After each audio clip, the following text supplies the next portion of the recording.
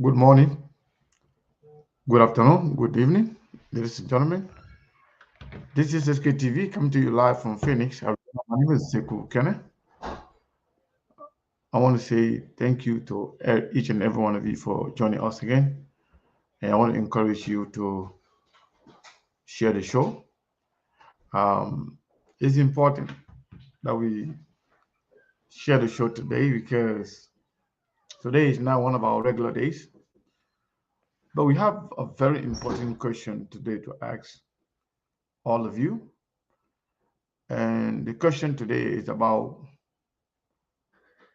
the elections,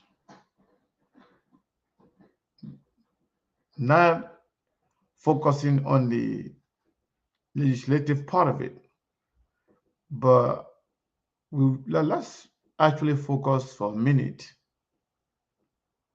on the presidential election. Given everything we know right now, given the political atmosphere, given your understanding of the politics, who do you think is the front runner right now? Who is the front runner? You know, in every competition, some you have the favorite, you have the underdog, and especially if you have two major contenders. But where you have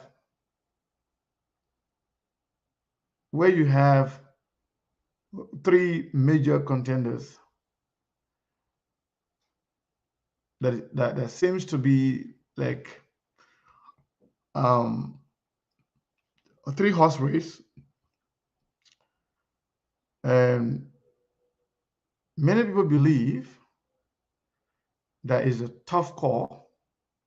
It's hard to tell, but we want to hear from you. We want to know exactly who is the front runner to you. If you think it's Buakai, why you think so? If you think it's Komis, why you think so? And if you think is George Weah, you tell us. In Africa, in many African countries, people always think that the government in power will have the edge. The government in power will have will be the front runner. As a matter of fact, a lot of people are pessimistic that a government in power in Africa can be defeated in an election. A lot of people are not sure of the possibility that a government in Africa can be defeated while they stay in office. But again, holding all factor constants, I think this election in Liberia is different. It's a different election altogether.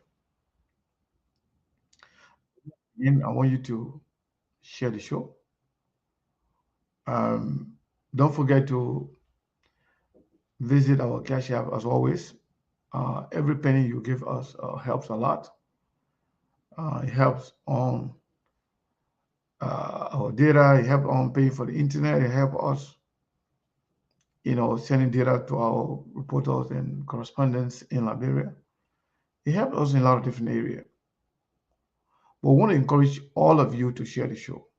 It's very important. While we do that, so let's play one of the. Let's play a song. Some kind of song. Why you share the show, because it seems like you guys just came here to listen to me. You don't want to share the show, and for me, in order for me to talk, for me to continue talking, I think it's important that we share the show. It's very, very, very important. I was thinking about singing a song yesterday. I play. We used to listen to that song back in Africa. But if I can, back in Guinea when we were refugees, with this fuller song that used to be in Star. I forgot it. I saw it. I was playing YouTube yesterday. I came across that song, and I said this one here I will play it today to remind most of our folks. But if I can see it, then I will definitely play another one from Ivory Coast. Yeah, I hope I can find it.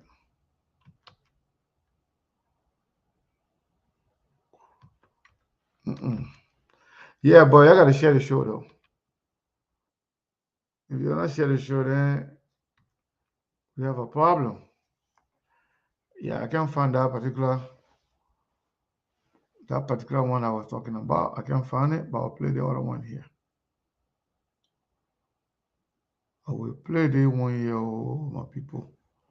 Say I don't want to share the show. I will play the one that I am that so that I can have a time. Yeah, let me hold on one second. Let me see here.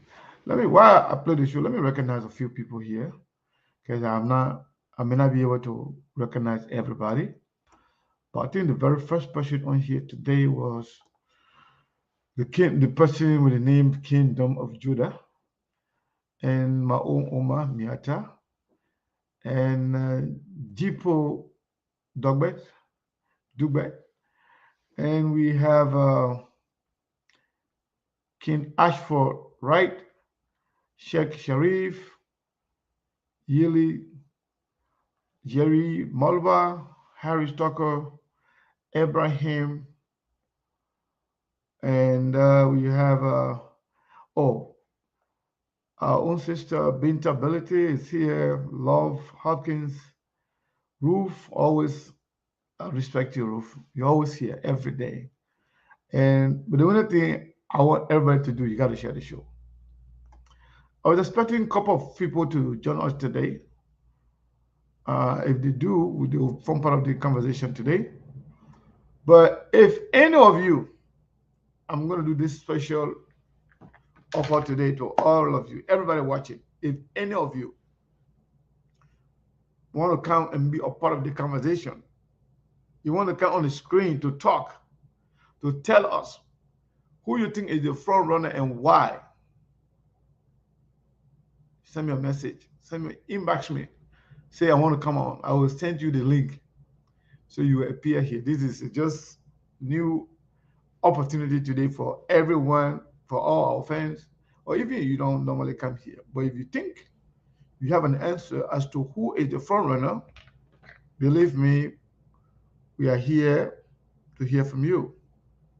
So yes, go ahead while we play the song.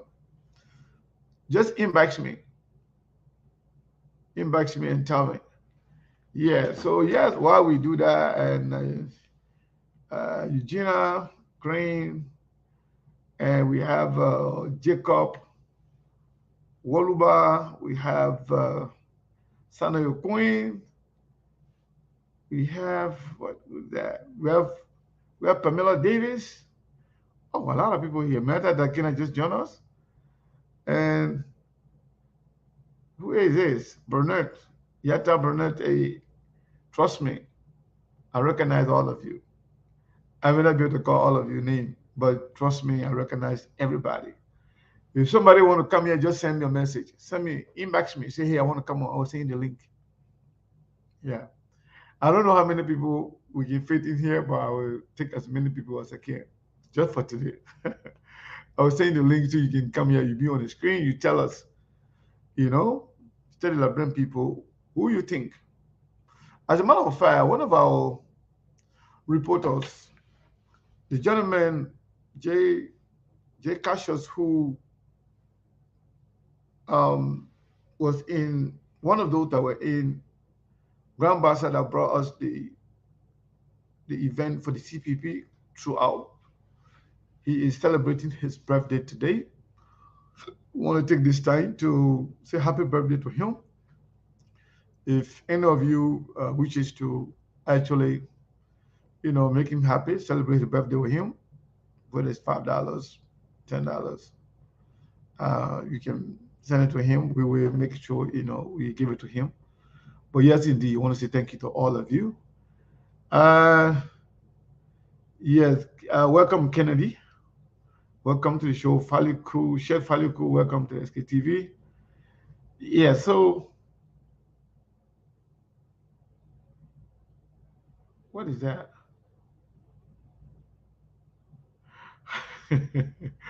Oh, my brother say, well, which screen I was reading for, you was not hearing his name. Yes, to be honest, people that I can write, I put any I can see. Some people, when I'm looking at the Facebook directly, I may be able to see his name with your name.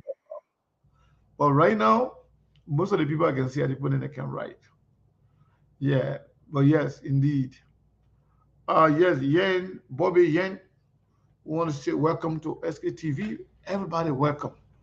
Yeah, so back in Africa, when we were refugees,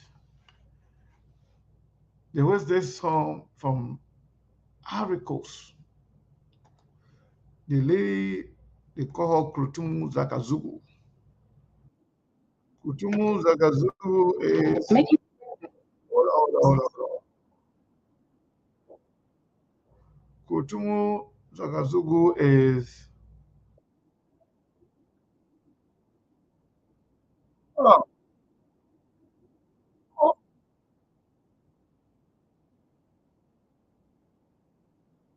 oh, hold on. I'm trying to get it here together, but the thing say one rush. The musician I start playing before I even share it. Can you imagine? Tell the music to wait small. The music I start playing.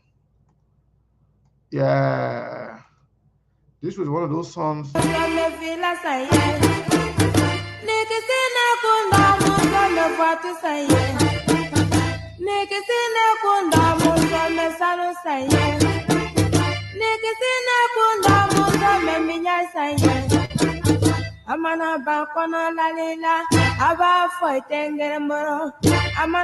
I see this song here, This song here that was troublemaker song back.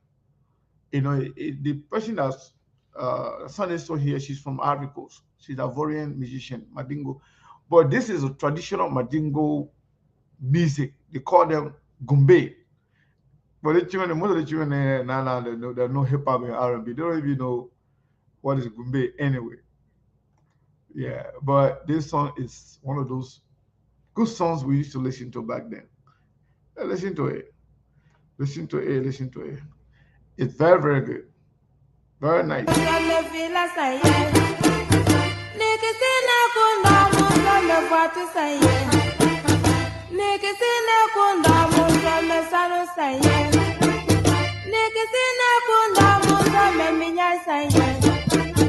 Amana bakona lalila aba fighting mboro amana baila tiana fo aba fighting mboro amana baila warambala aba fangere nata amana bai fufula fo aba fighting mboro amanyine amanyine jaufale amanyine bi jaumane amanyine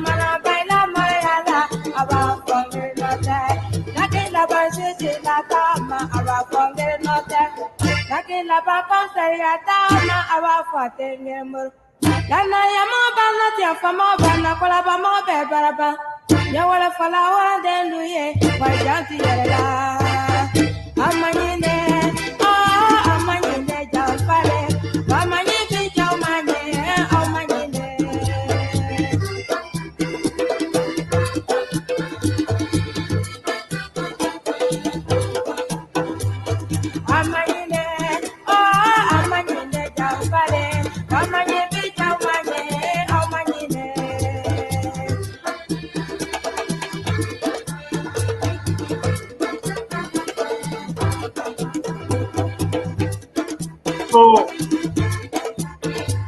this one here,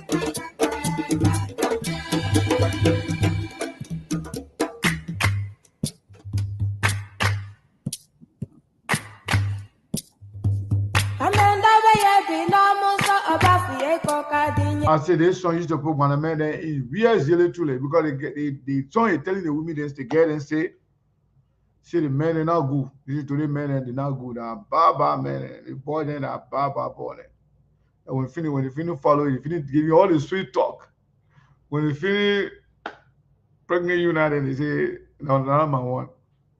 They start pointing fingers. They start saying, no, this person and that person. Yes.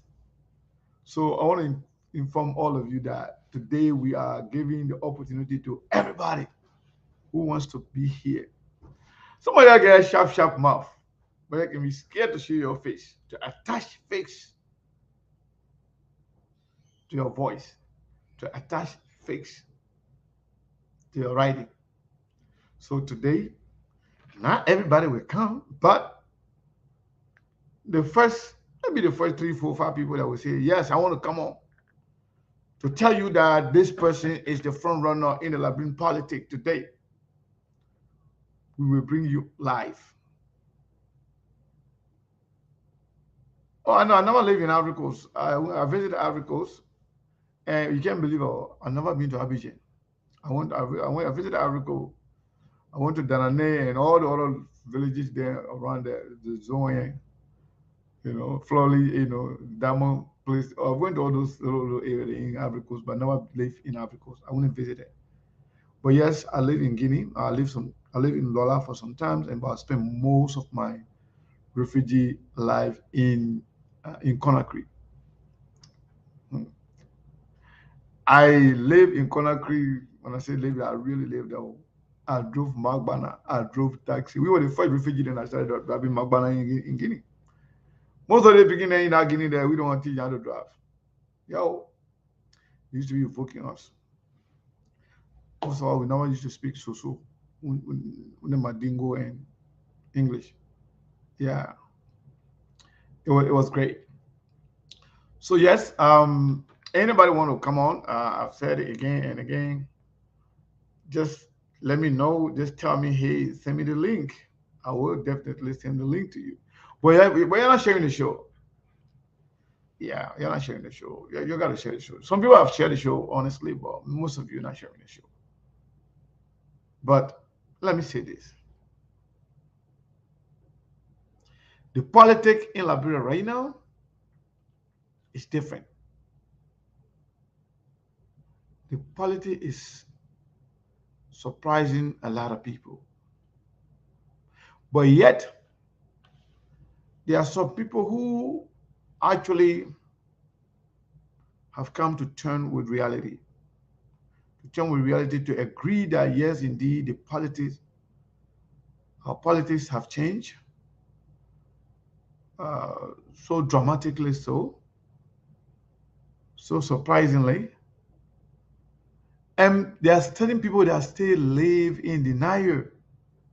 They still think, or they still think that they have this thing wrapped up. But to be honest with you, the politics of today is different. It's different. It's different. Big time. Some people that we taught.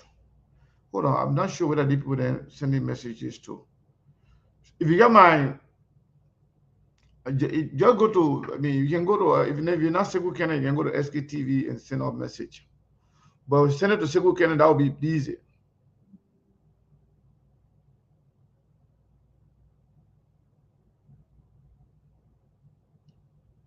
No, I didn't hear that. Oh, Maud just wrote something. The Frank Gibson, Maud wrote that 1 hour ago. The Frank Gibson said he will support Kumi's and Pronskin ticket. Well, I don't know. I've never heard it. I've never seen it. I mean, Frank Gibson probably he will be here tonight. He will probably call in. Maybe he will request a link. Yeah, so I don't want to put a link here on the screen so everybody, all kind of people then start jumping on it. Or I say all kind of people there, some people then will not come to contribute anything. Yeah, most of them will just when they can't disrespect us. Yeah, so while I was talking, and I said earlier today that let us try to, as much as you can, to, you know, share the show. And I told you guys that you shouldn't forget our Cash App and Zelle. When you come on, anybody, whatever you can get, we need all the help right now we can get. As the election get heated, we are getting more requests. We are getting more people that are actually willing to work with us. And we still need phone, cell phone, I'm talking about cell phone or laptop or iPod. Yeah, we need a lot of different things. But yes, share the show. Before I jump into this conversation, a couple of our friends, well wishers, followers, um, texted me yesterday when I appear on the closing argument for the second time, 2 days in a row, because I appeared there because I was asked, to appear to participate in the post interview analysis when Fixer 2, Councillor Charlie Bronskin was there, and we went there. You know, it was fun. I enjoyed it. So yesterday again, when I appeared, Mr. Cummings was supposed to be there, but he didn't make it. So um, I was also asked to, be there, participate in wide range conversation um, vis-a-vis our politics. We were there. So a couple of my friends and well wishers on SKTV, some of them started asking me, oh, somebody, I don't know whether the person I shouldn't call name, but let me look at it first. Somebody should just tell out on the father, I saw it. Well, I don't know whether the person said, no, don't call my name or something. I like to. Okay. Yes, the person didn't say that. So the name is Precious. Precious so much. Thank you so much. Yeah. So, and if you can, I'm not sure if you be paying attention. Since Mr. Cummings came here the other day, okay, I'm going to go back to what I was saying. Since Mr. Cummings came on this SKTV the other day, he brought a lot of people with him. When I say a lot of people, I mean a lot of people started following us. Even one of my brothers who live somewhere in Houston, I did not know that this person was following me. I think Mr. Cummings brought him. And since that time, a lot of people been following us. Yeah, a lot of people been following us. So I saw a lot of new faces. As a matter of fact, some of you, if you can recall, I use SKTV page to request a like and follow from you so that you can be constantly receiving the notification when we come on.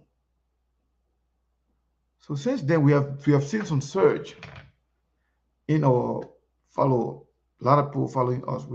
Like every time we got more people following, every single person that like or follow SKTV, we get notification as well. But since then, that day we said it to everybody here. We say, hey, folks, we appreciate you coming to watch us because your political leader is here, but we also want to encourage you.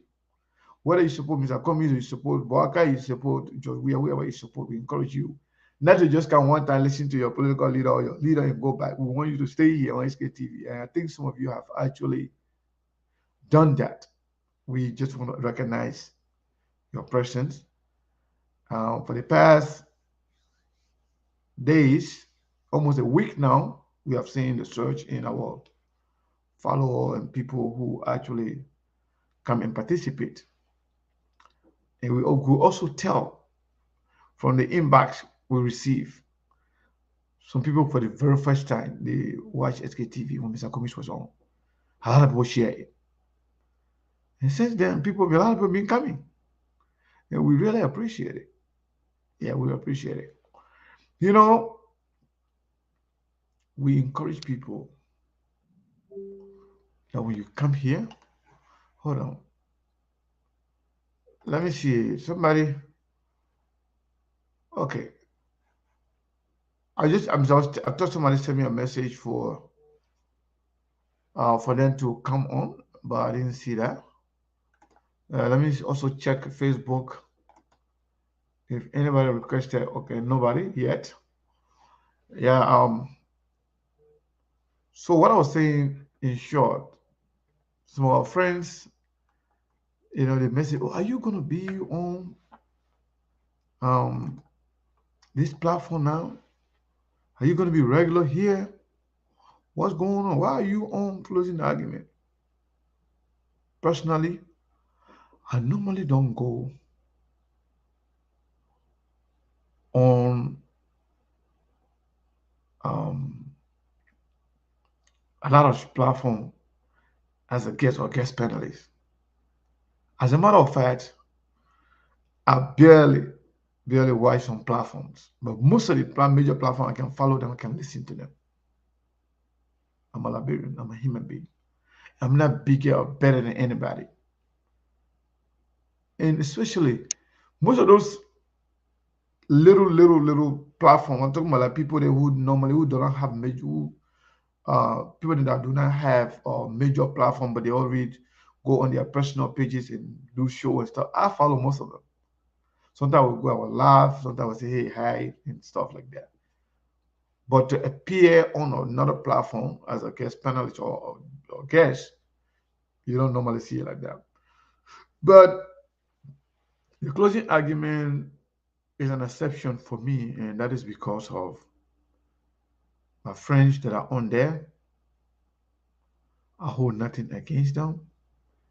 And I also believe that we can all grow together. Sometimes, like some people came to America here 20, 30 years ago. Some people came 5 years ago, they do better. They are doing much, much better than people that they met here. Equally so. When we started our platform, we met a lot of people in it. Some of them could not even continue. Some of them are completely out of it. Some of them are doing very well. Some people also met us here. They are doing better. We are all not equal. God got something for all of us. Some people get the lion's share. Some people get a little bit. Some people get nothing. But we have to be there to support each other, especially those people who I consider the like minds. And when I say like minds, not based on who you're supporting for president, but who I believe we open a conducive environment for responsible exchange, for logical exchanges, and who are ready to see a better Liberia. And most of our friends out there on that show, like them or not, If you care less about who they support, they are good guys. Yeah.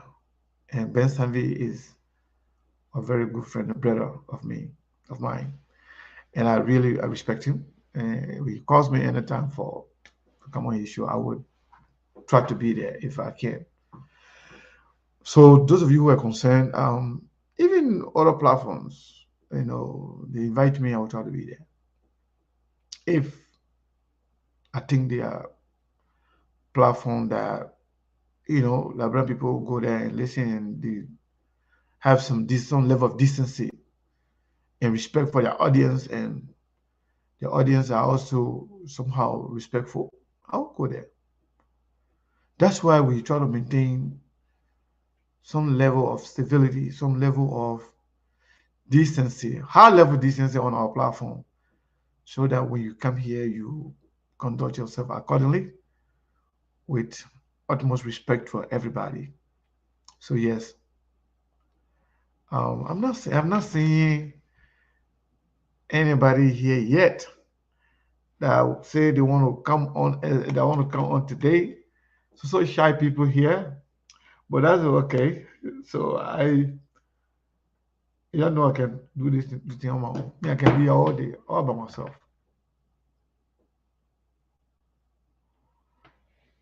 But yes, let me get to the conversation. 'Cause I didn't want to be distracted while I'm on the show. Then I start seeing people start sending me stuff. Okay. Yeah. So I want to when I start the show, I don't want anybody coming. Oh, it's so cool. I want to come on. If you want to come on right now, if you don't inbox me. Let me see.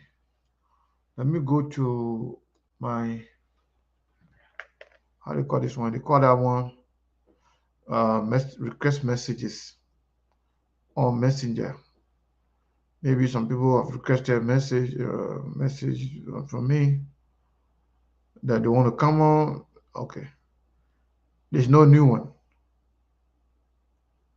There's no new one. So yeah, let's go back to the conversation. Of late, a lot of people are confused right now. Before the, if you can recall, before the nomination of Joseph Boakai's running mate for President Jeremiah Kum, the CDC, in fact, before Georgia traveling to the United States, to the famous CIA office meeting or someone, I think he was someone there. Before that, the confidence of the CDC or CDCN was so high, very high. Some were even saying that they got this thing one round, that they're going to win the election one round. But ever since Jovial is able lieutenant were summoned to Washington, D.C. to have that famous CIA meeting, Jovial went back. He became quiet. The CDC was deflated. And the CDC continued to inject themselves or to shut themselves in the foot. They have caused themselves a whole lot of self-inflicted wounds. So CDC somehow they are deflated. And the momentum is now on their side. Then came the announcement of Joseph Nyuma Boakai, the quote-unquote phase 1 and phase 2. I'm sorry, rescue 1 and rescue 2. And they thought that they had it. In fact, Some of them was whether they really meant it or they were just deceiving themselves or deceiving some Liberian people, especially those who don't know better, or they were just trying to energize their supporters. Someone says, "Oh, the election is over. Liberian people have spoken. Oh yes, Chiriki, M Dollar, you say you wanted to come on, I'll send you the link um, right at the door. So all you need to do, click on the link. When you click on the link, it will ask you to write your name, how you want to be seen on the screen. You see, like the way you can see Seku, I could write Seku Kenan, I could write SK, whatever you want to put there. And after that, it will put you at the backstage, wherein you will see me. I will see you, but the audience will not see you until I bring you on.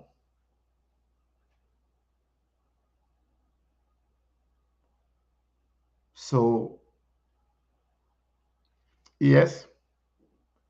So, so okay. I think uh,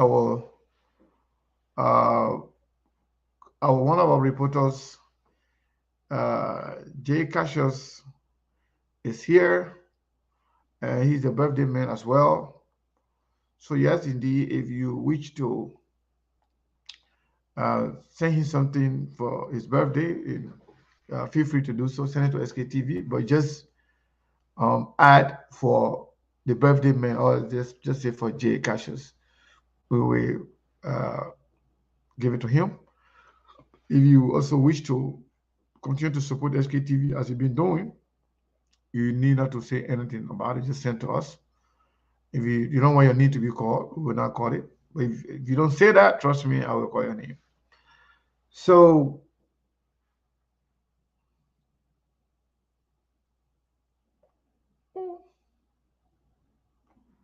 I don't know. Somebody attacking. I don't know who they're attacking. I mean, why you're attacking.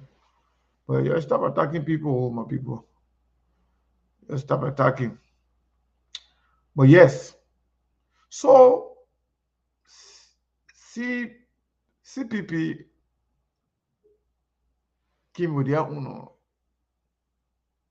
I hope this we got this better on here. Hello, how you doing? Can you hear me? It's a birthday man. Can you hear me? All right. I think he's having some connection problem. He's sitting there frozen and he's not saying anything. Yeah. So if you want to come on, inbox me. I will definitely send you the link. And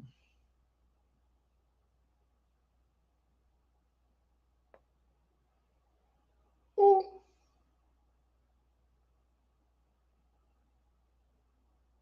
oh, the person here, one of the person just inboxed me insulting me because I said something. He calling me all kind of name. I don't want to cuss myself, but I'm not going to repeat what he said to me. But somebody, one of the person just inboxed me and insulted me. But it's okay. So the CPP did her announcement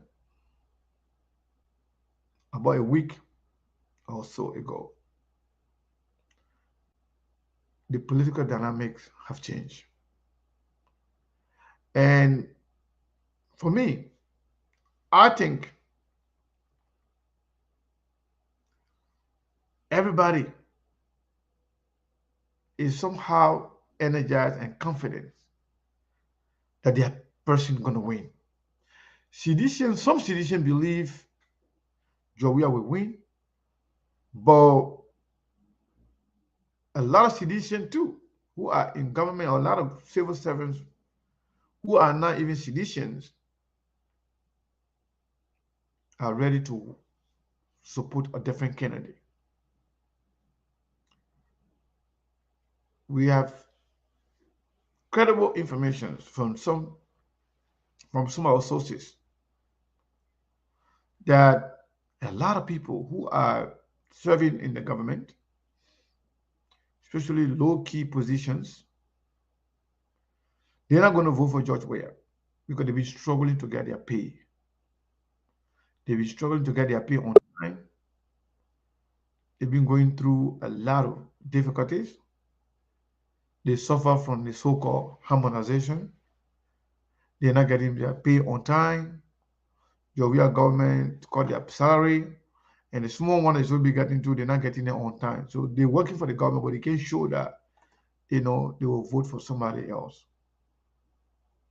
Jay Cassius, are you there? You are muted. You have to unmute yourself. I think the brother internet is now correct. You are muted and you have to unmute yourself. So you are muted if you can hear me. Can you hear me? Uh-oh. Hey, Labra internet. Labra internet.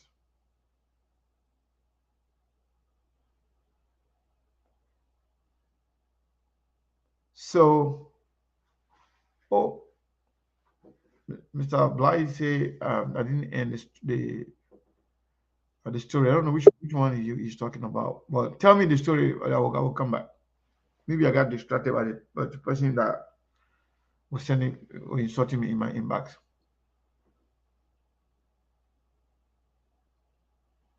Yeah, we'll ask him if he's available, if he got some, you know, something good going on with his internet. We will definitely ask him. Yeah, so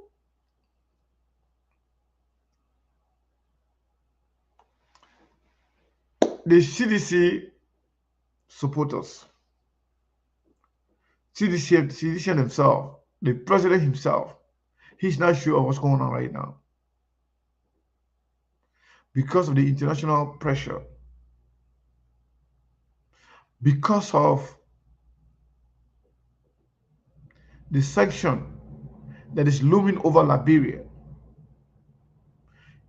Do you remember the Liberian government, George Weah,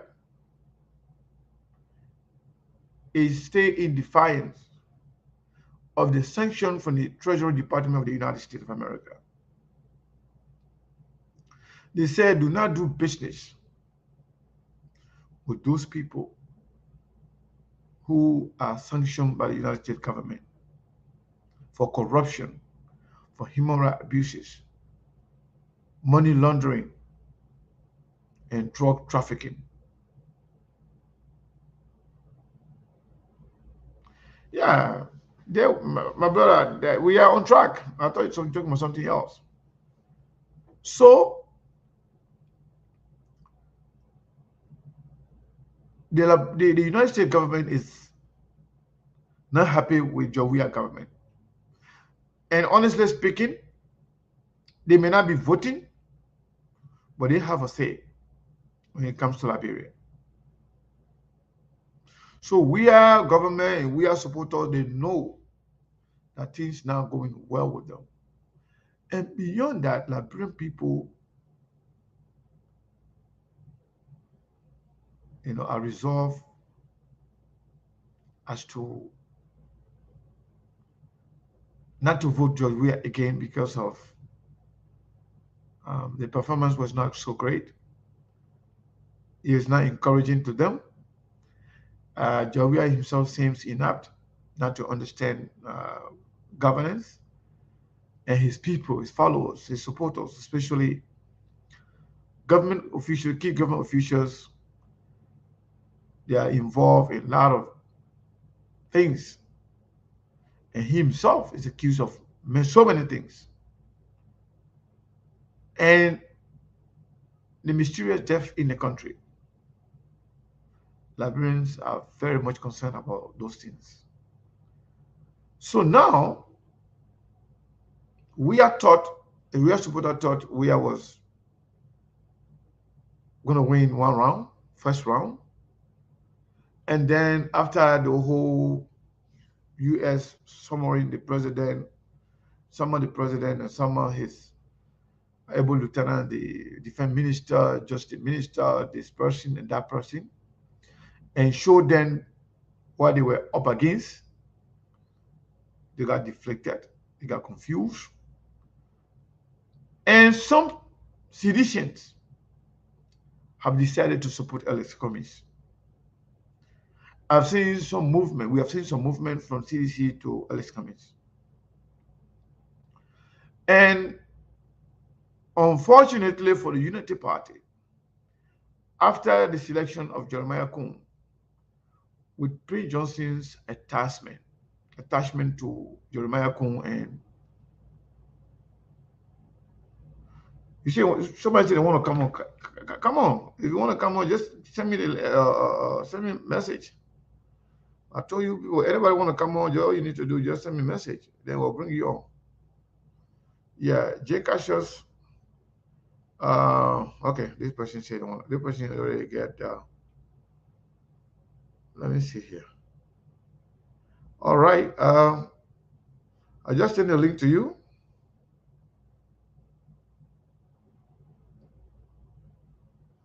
Oh, I think this person from India. Oh, you know, some of the Indian people there that can meet people there, show plenty. Yeah, well, I'm just joking. I think it's a brother. It's a brother who called the last time that he was calling for. He was calling from India. So yes, we have seen some movement,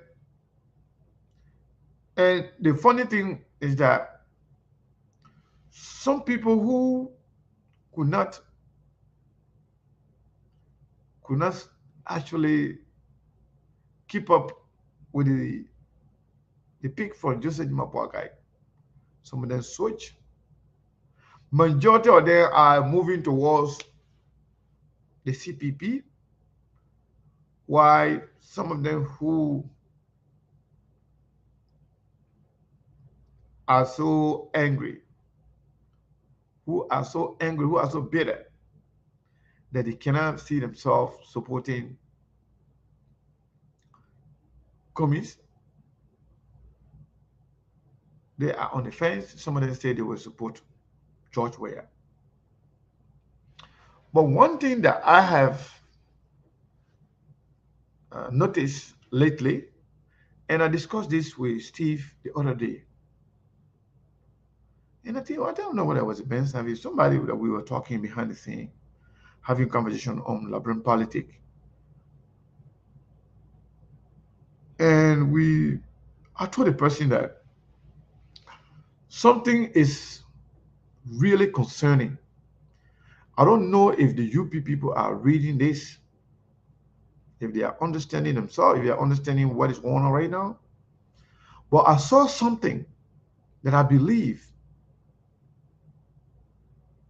is telling. I've seen some movement from many, many, many Liberians that anything but Unity Party. I'm not sure what is going on. If you ask, they will say you can't vote for Unity Party. That the people were in power for 12 years. They left with bad impression. They did not leave good impression out there. So they believe that Unity Party has nothing new to offer. Especially Joseph Boakai, who cannot even speak to his people. Joseph Boakai, who is not able to campaign. Joseph Boakai that they believe was not ready for the for the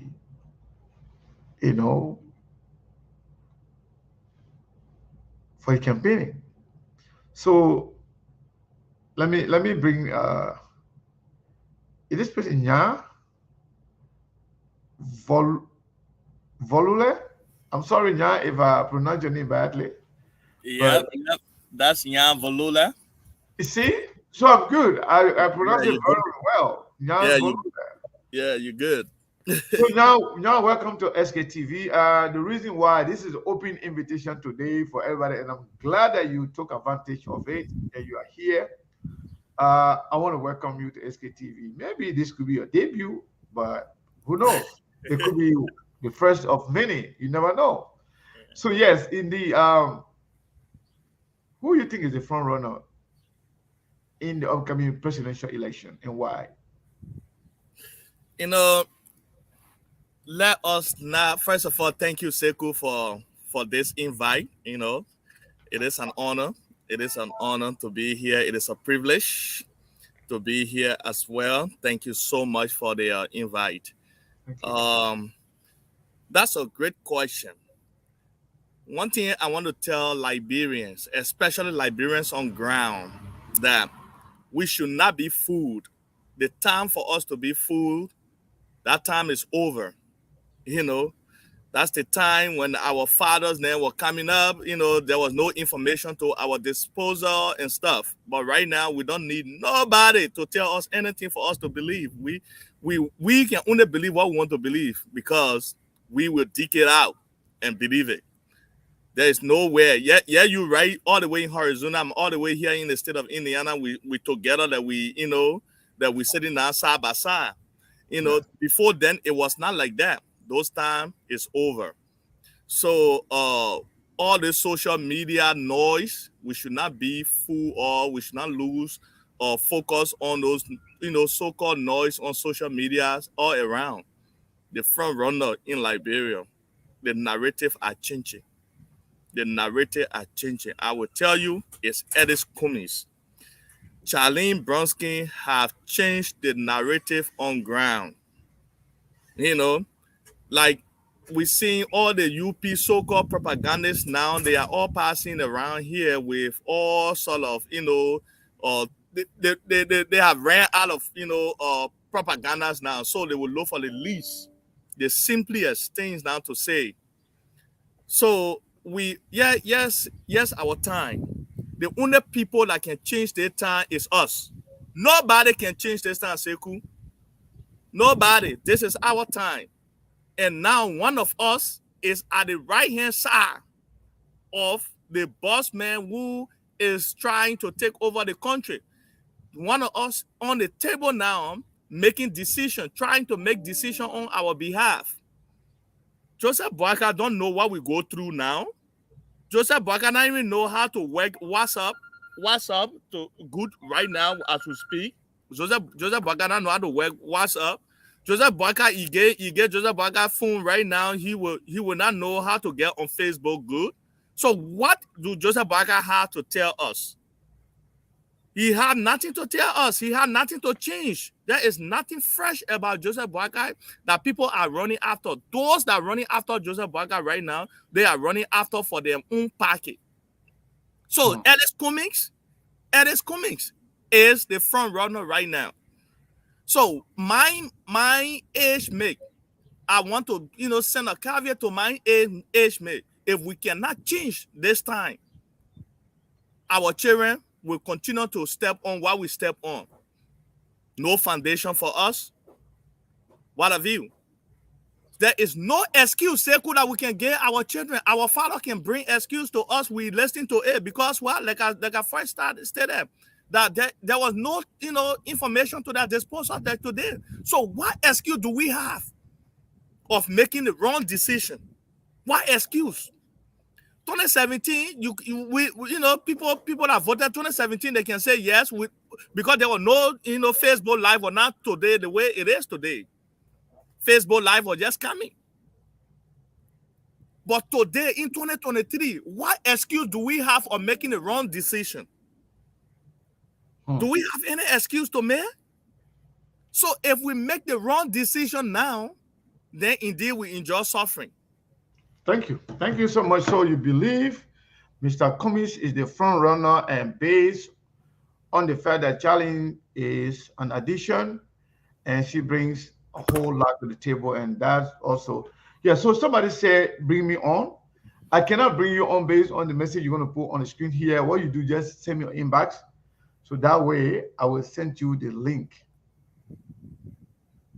Anybody want to come on? Trust me. You CDCO, you UPP, you UPO, you ALPO. I don't care who you are. You want to come on today is an opportunity for you.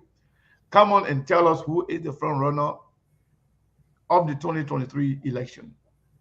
But while we were talking, I want to say thank you because we remind people not to forget to support SKTV through our Cash App and Zelle.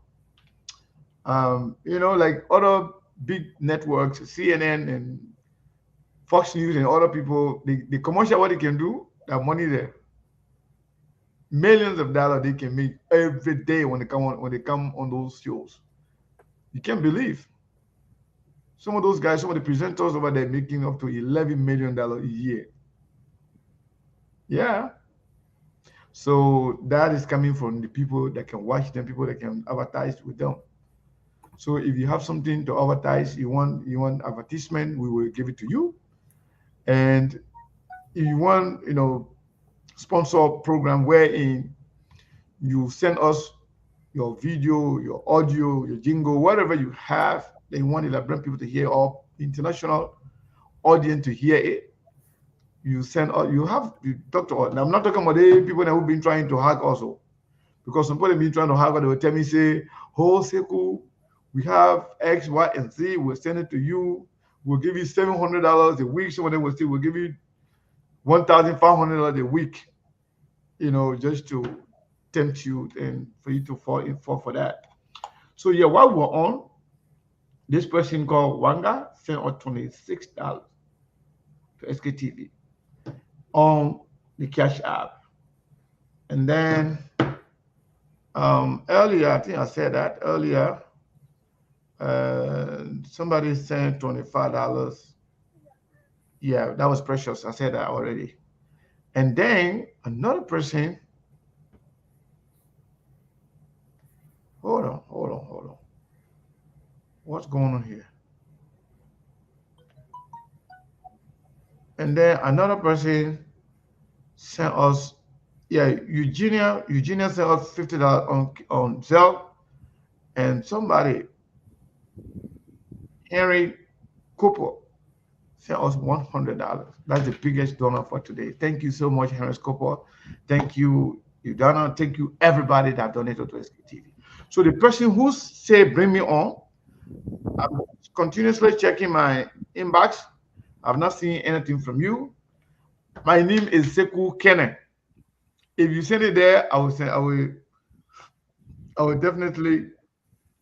Or if you can send it to that one, send it to our second number with the WhatsApp on it.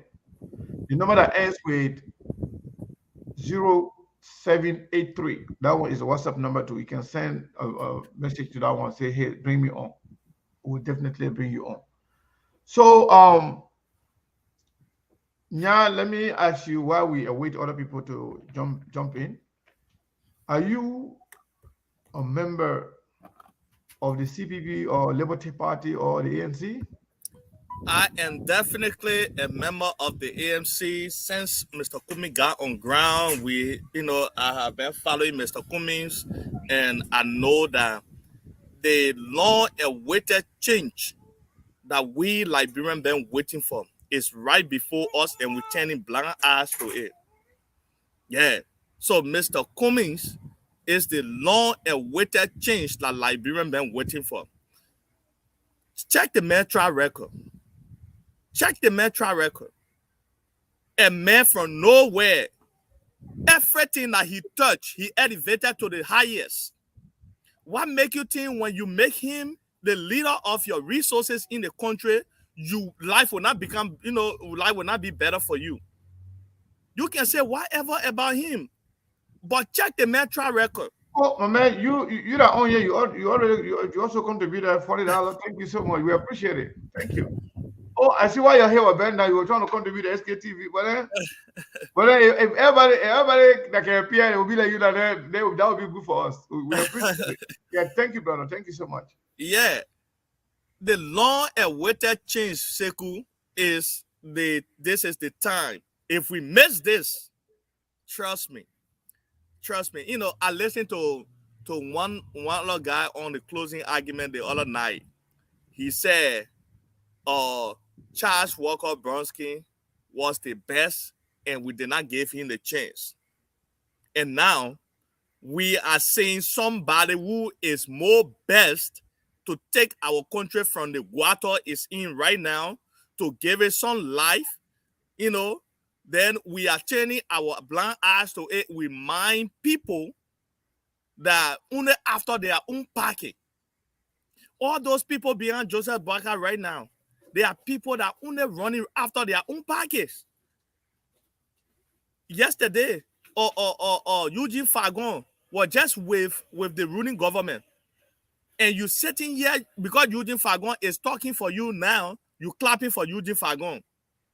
When Eugene Fagon was backing the government about the 16 billion you got in the street for. When Eugene Fagon was backing the government about this 25 million that was wasted. And now Eugene Fagon is coming to tell you that, the government is now good.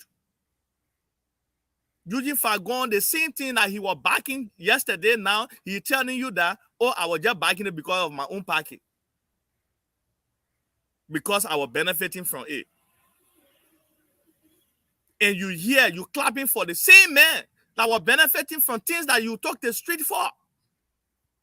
So tomorrow you put him there again, and he not, he benefiting from it, he will close his mouth. He will convince you, just he convincing you now to vote for this pricing, because he know that only this pricing, when he go beyond this pricing, he will definitely benefit from the stealing or the corruption. Okay. Better be careful, guys. This is not time for mistake. Liberians, this is not time for mistake. We have made a mistake. We have made mistake all along our life. A lot of mistakes we have made. Why are we continuing to make mistakes?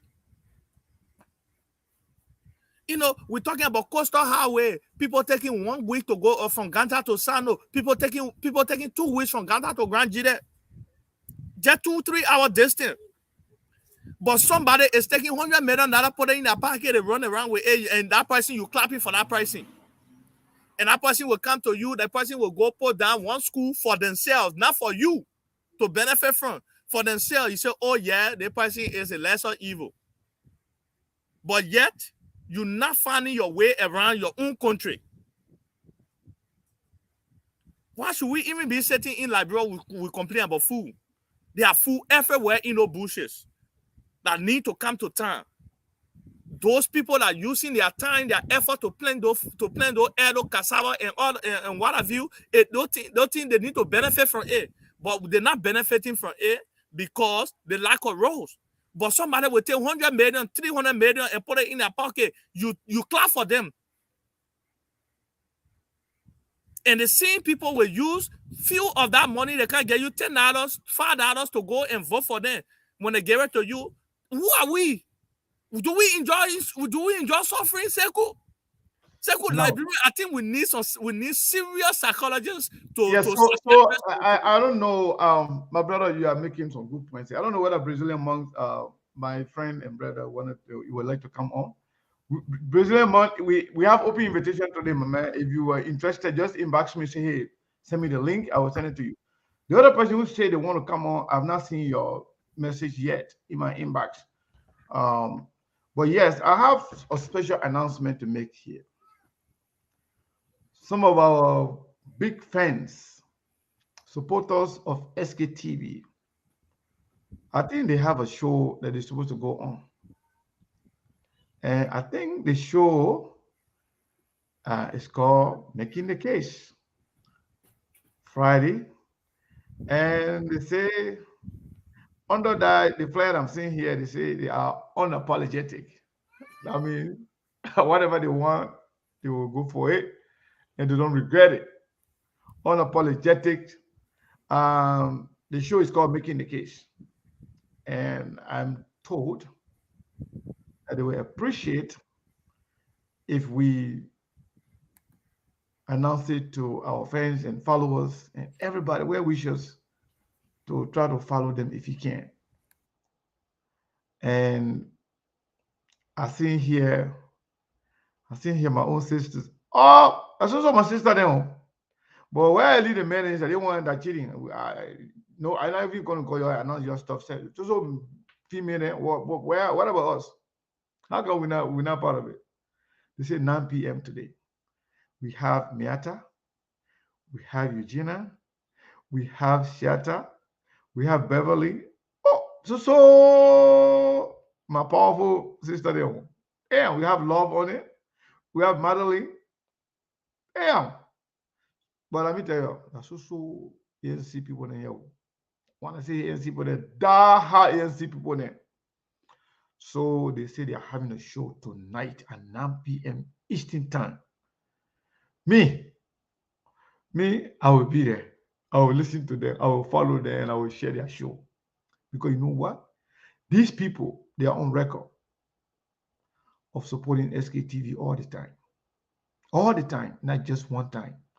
And you see, our support on this platform is not all about money. But these people, every time we come on, they will come on, they will share the show. And some people will even come on while we're on it. They will come here. Let me tell you something. One reason why I can block some people, maybe you don't know. You can be the biggest fan of SKTV, but something that can silently block people on. Let me tell you today so you can hear it, so you will not make that mistake. If we are on, our show not close here.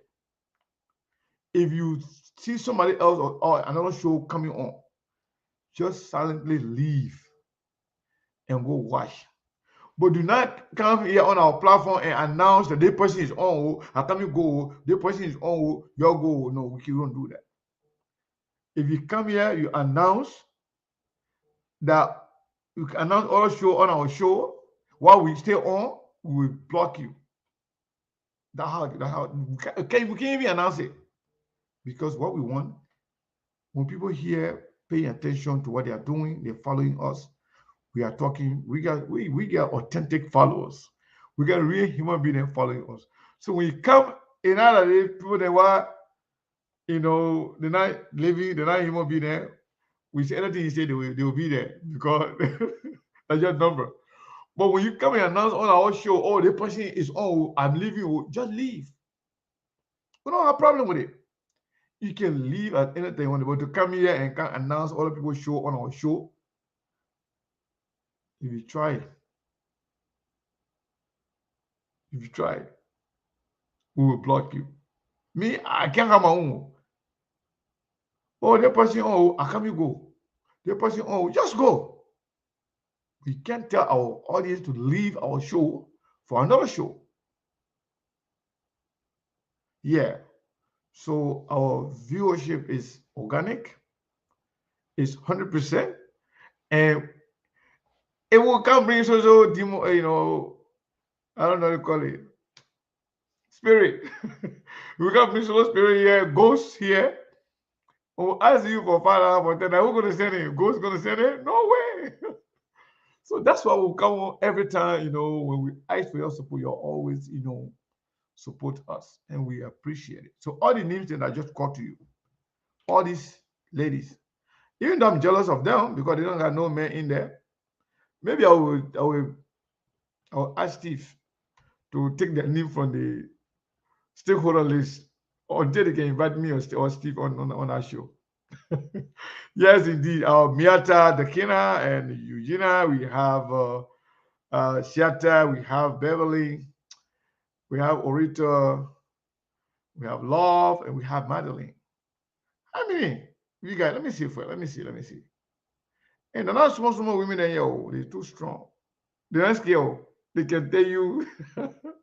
One of them say I can call Mami Pepe.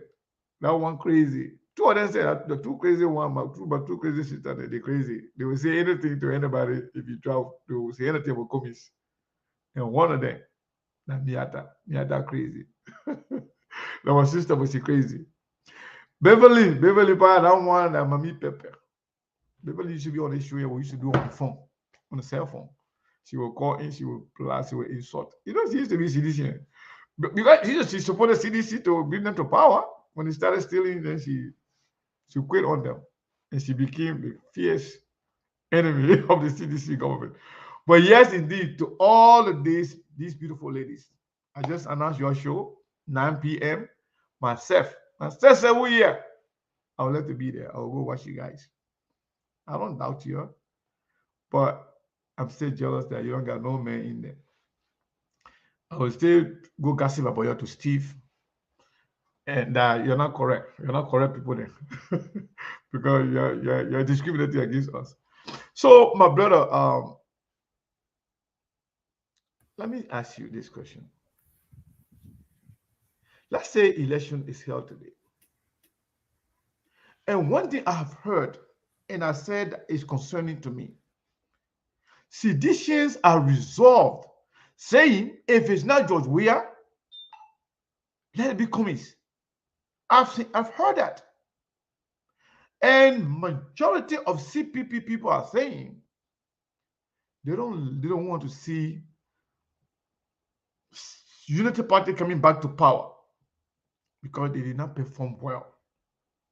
So it seems like something is going on here we don't know. If you put those two groups together, that's the majority of the Liberians.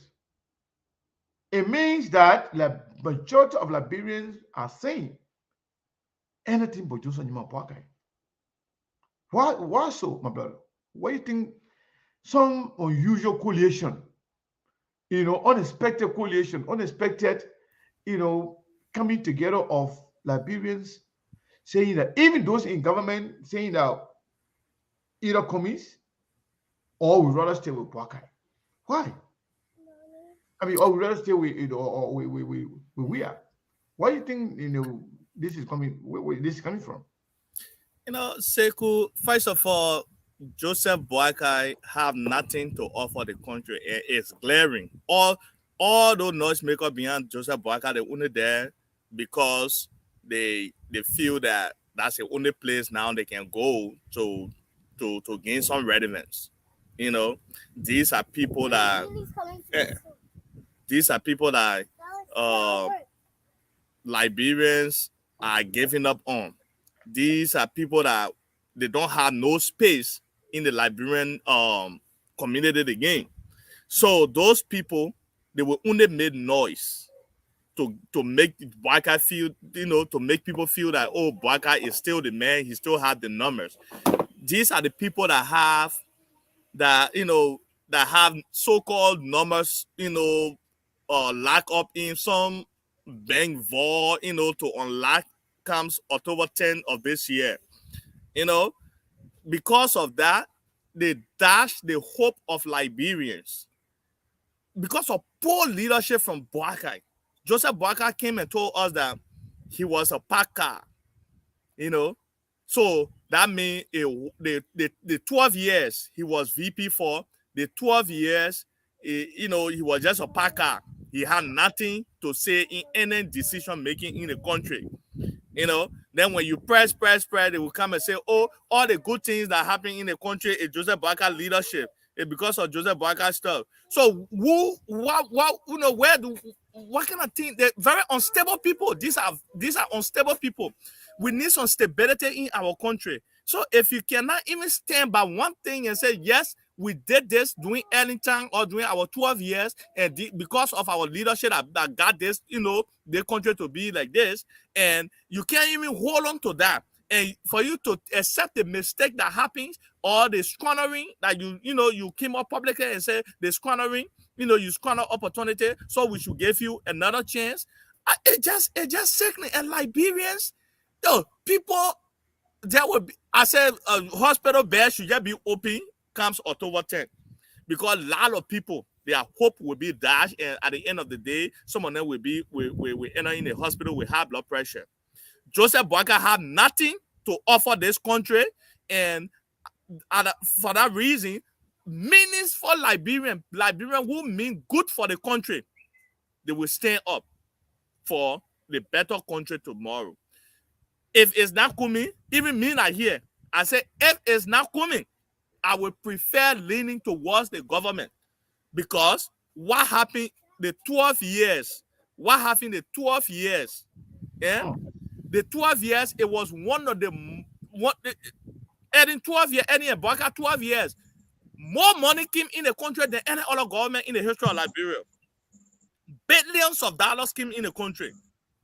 And today, Joseph Boakai will come up and say, yes, we squander it. And told us that, we accept the corruption in the country.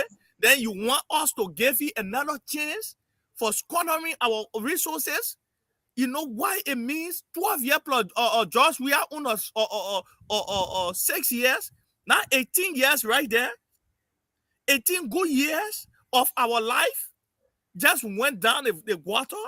Then you want us to bring you back to give you another 6 years? Liberians, we need to think twice. We need to think Hmm. twice. Yeah.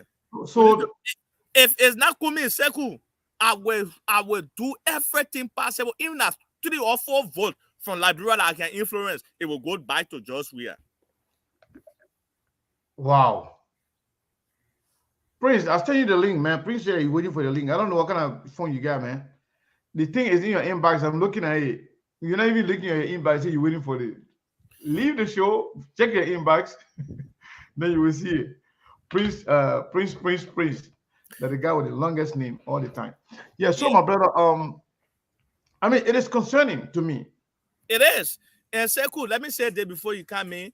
I am very disappointed in the children of Joseph Boakai, the family of Joseph Boakai, the wife of Joseph Boakai.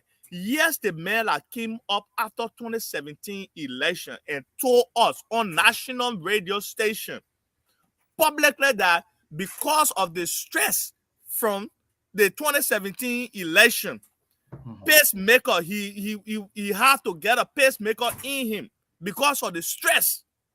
So 6 years later, and you're still sit there and still push him into the same thing that gave him pacemaker today. Nothing, I'm not saying, I'm not making mockery of his health, but it's just a reality. That means you don't love this man. You know, what his grandchildren doing, what his children are doing, what his wife saying in this kind of thing. Thank you. Thank you so much. Brazilian one, welcome, Sarah. The name is Saros, but we call him Brazilian monk. Brazilian monk. He is one of those not only key follower of SKTV, but first time caller who I drive. always call first. You always Follow. call. I followed SKTV religiously, like the Lofa Julius show. I just pick my shows. The rest of the one that I don't follow. I think the closing argument is getting there as well. Maybe I consider them because I love to follow show that are balancing the analysis. I don't look at the numbers or just the popularity. I mean, they are only 24 hours in the day. You got to use your time wisely. So I pick between all the stuff happening on social media. I just pick between Yeah. them. So Brazilian monk, welcome to SKTV once again, my brother. So yes, who is the front runner in this race? I mean, things are changing. What is going on, and why do you think whoever is the front runner? Why? Why is this so? Well, I mean, with the way we vote in Liberia, it's hard to predict the front runner if you can really monitor situation happening on ground. Politically, you want to say Georgia is a front runner because he's an incumbent. He's a sitting president. He controls almost everything. You want to give him the front runner status, but logically, it will be somebody else. I just think it will be tough for Georgia to make the case for the second term based on the performance in the first term. Or if you look at it from the way our people vote, is legacy politics. You would say Joseph Boakai within the opposition would be the front runner. He got name recognition, been there for almost 3 decades.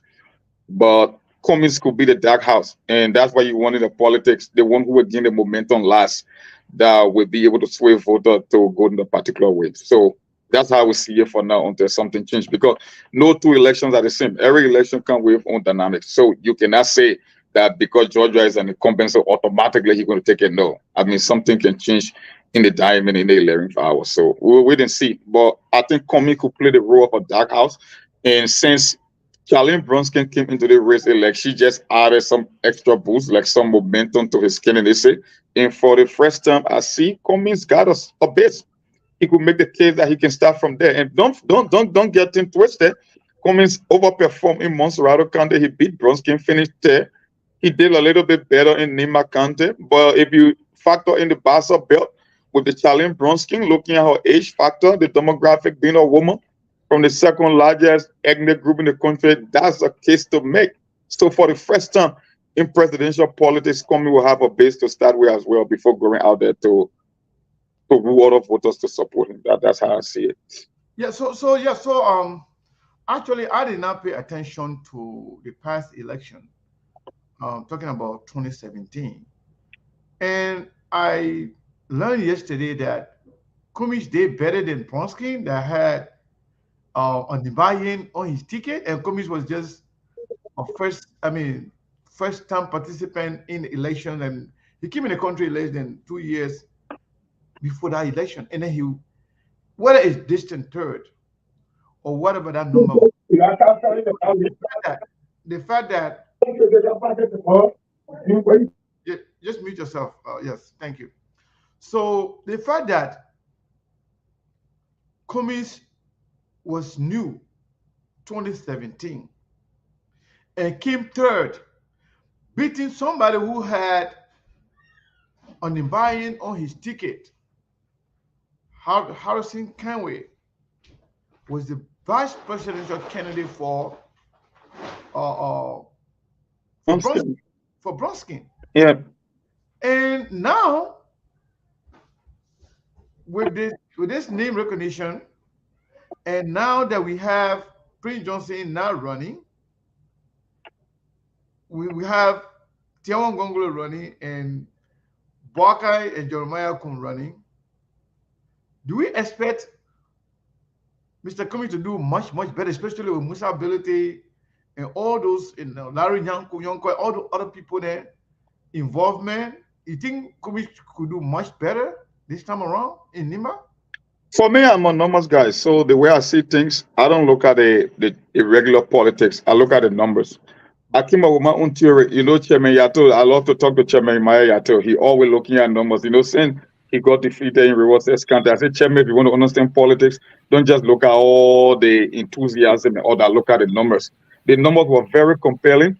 For Cummings, I don't know if it's going to be the same, but he did much better than I expected in few counties, because you will ask yourself why Cummings will do better in Nima County proportionally as compared to Maryland County, his hometown. And people always forget the Marylanders, Gribble people are the third largest ethnic group just beyond Bassa, the Bazolan. It's the Pele people first, it's the Bazolan second, and the Gribble people third in terms of numbers, right? And I don't think the Gribble people will sit on the sideline this time around and skip their own. So that southeastern region, that River G and Maryland County, they don't have that much number per se, but I think they will support that guy this time around. In case in point, what we saw according to the belly of the beast in Clariton, when they show up, that number were very impressive, and that was just in Georgia owns backyard. So look, 2023 is going to be something else. I'm just monitoring. I kind of look at the situation, but looking at your numbers, while like I said, Cummings could be the dark house, but I just believe that Georgia will not put it out this time around. I mean, like, he offended people so much. Like, I mean, everybody came with their own shortcomings, but Georgia performance, like, you cannot give this guy. You see, when leaders come to power, they want to impress. Like, Madam Sali was a case in point. Madam Sali did extremely well in the first time. It was during the second thing that they took their feet off the gas pedal. But Georgia's situation, the first time, because you perform in the first time and then make the case for a second time. How do you make the case for Georgia in the second term? How? Where do you start? It's just almost impossible to make a case for Georgia. So this thing is a legitimate 3-horse race. And if it's a change election, you see, one of the things, Cummings is the most luckiest politician I've ever seen, because everything played to his dynamics. Yeah. If you want to make the case that you want change, then Cummings can be the change candidate. If you want to break away from Unity Party, who do you vote for? It can only be a Cummings. If you are dissatisfied with Georgia's performance, who can you vote for? You cannot go back to Joseph Boakai. So strategically, Cummings is in a better position to make a closing argument in this election. That's how I just see it. He got a better chance. He's still a better. Let's welcome Priest. Yeah, Anyway, Prince is here.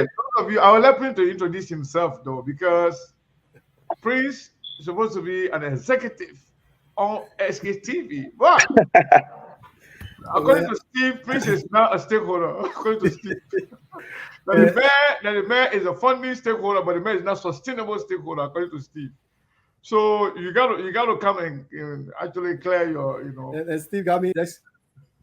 But Prince, And Steve gave, yeah. yeah, I want to say welcome, but I want to ask you, that you can answer my question and take it from there.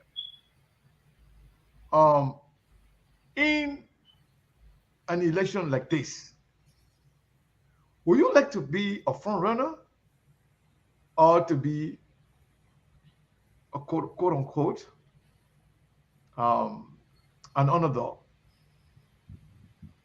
Because I want you to tell me who is the Well, front Sekou, runner thank you in very much this. again. And I was, Yeah. yeah. So I want you to tell me who is the front runner, but tell Are me, you would you hearing me, like, would you Sekou? like to be a front runner or an underdog?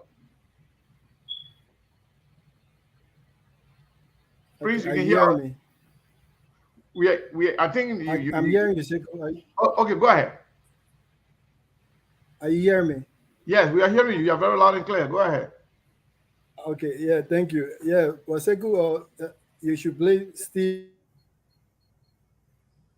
Oh man. Steve for putting me in Wagner's office. We had this thing. We were heading. We're making progress. We're hoping to be on the executive of SKTV, enterprise. But Steve, you put us in the business office. We've been there. We're struggling there. We're trying to make our ways up to the top. Well, thank you very much, Steve. I mean, Mr. Kennan. Well, the question you asked at this particular junction, given that is about few more months to the election, My man, to you in be a America front here, runner. your internet I behaving would like like to be a front runner you're in because different country. You in Liberia. What's going on, man? Your line is breaking. We're not even hearing you. really, We're struggling. Yeah, we're struggling to hear all you. right, okay. Let me switch to the one that is well Okay, protected, the okay. one the internet people can hack. Take the Oh, earpiece up. yeah, maybe you need to take the earpiece That's off. the earpiece. Yeah, take it off. Maybe that will help. You hear me now? Yeah, loud more clearer. Much Can you better. hear? Can you hear Thank me? you, thank you for your technical advice. I appreciate it. Well, Sekou, at this particular junction, right?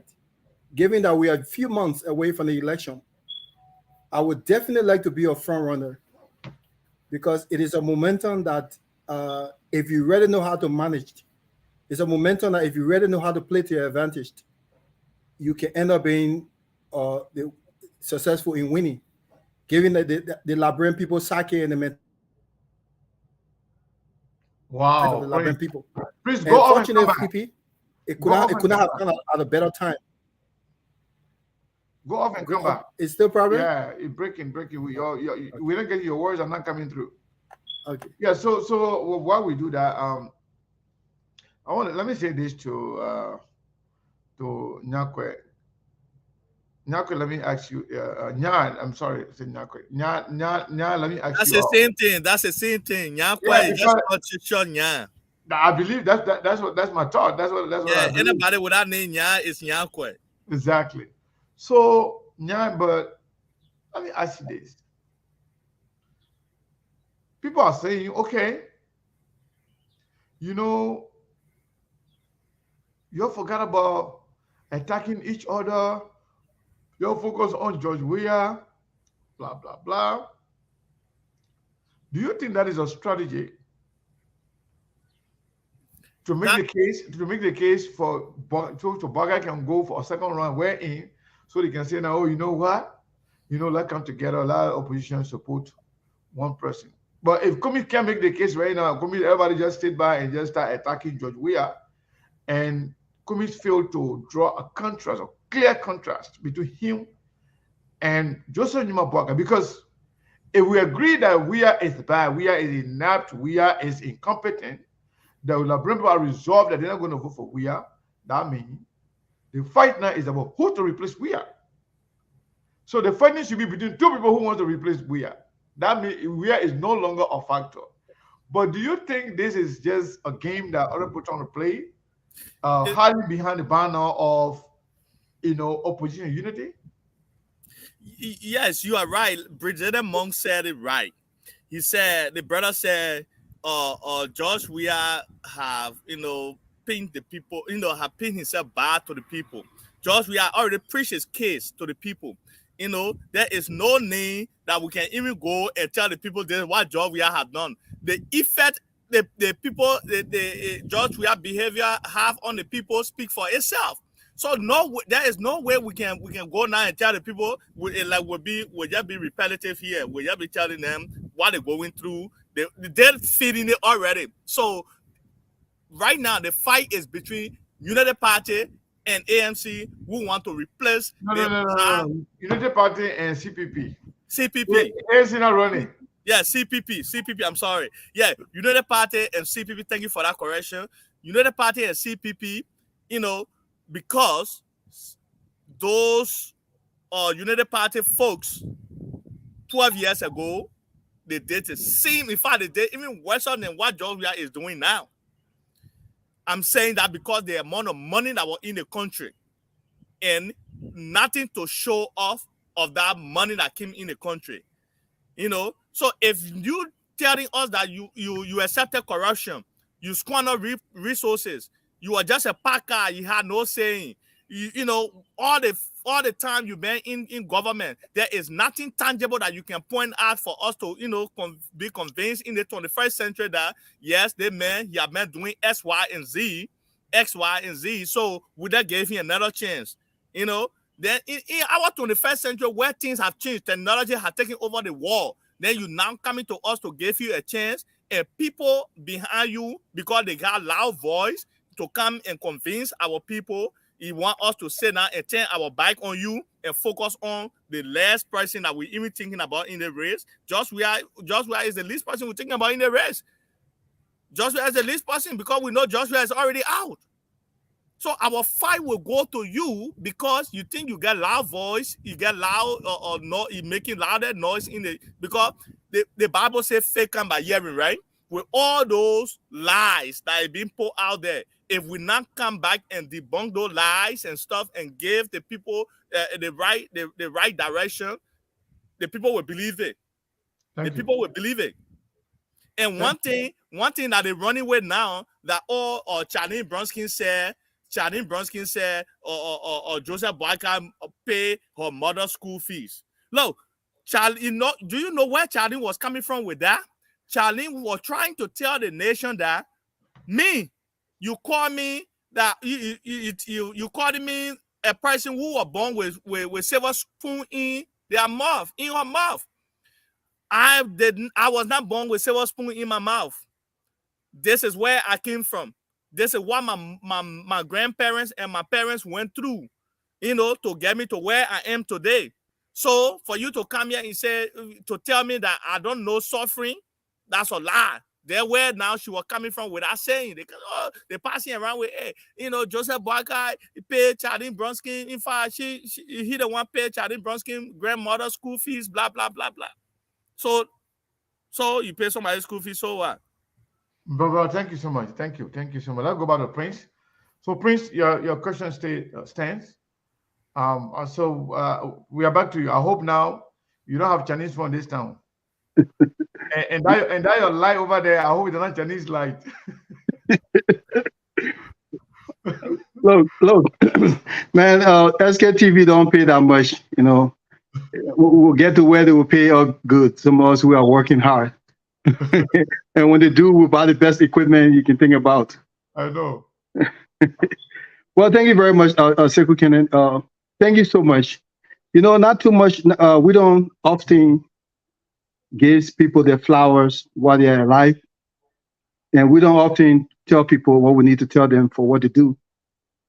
But for me, I always want to seize the opportunity and to give a flower to a man if he deserves it. Mr. Kenan, I want to tell you thank you so much. We've been on this journey for a long time. Thank you. We've been on this journey when people thought that we wouldn't have come this far.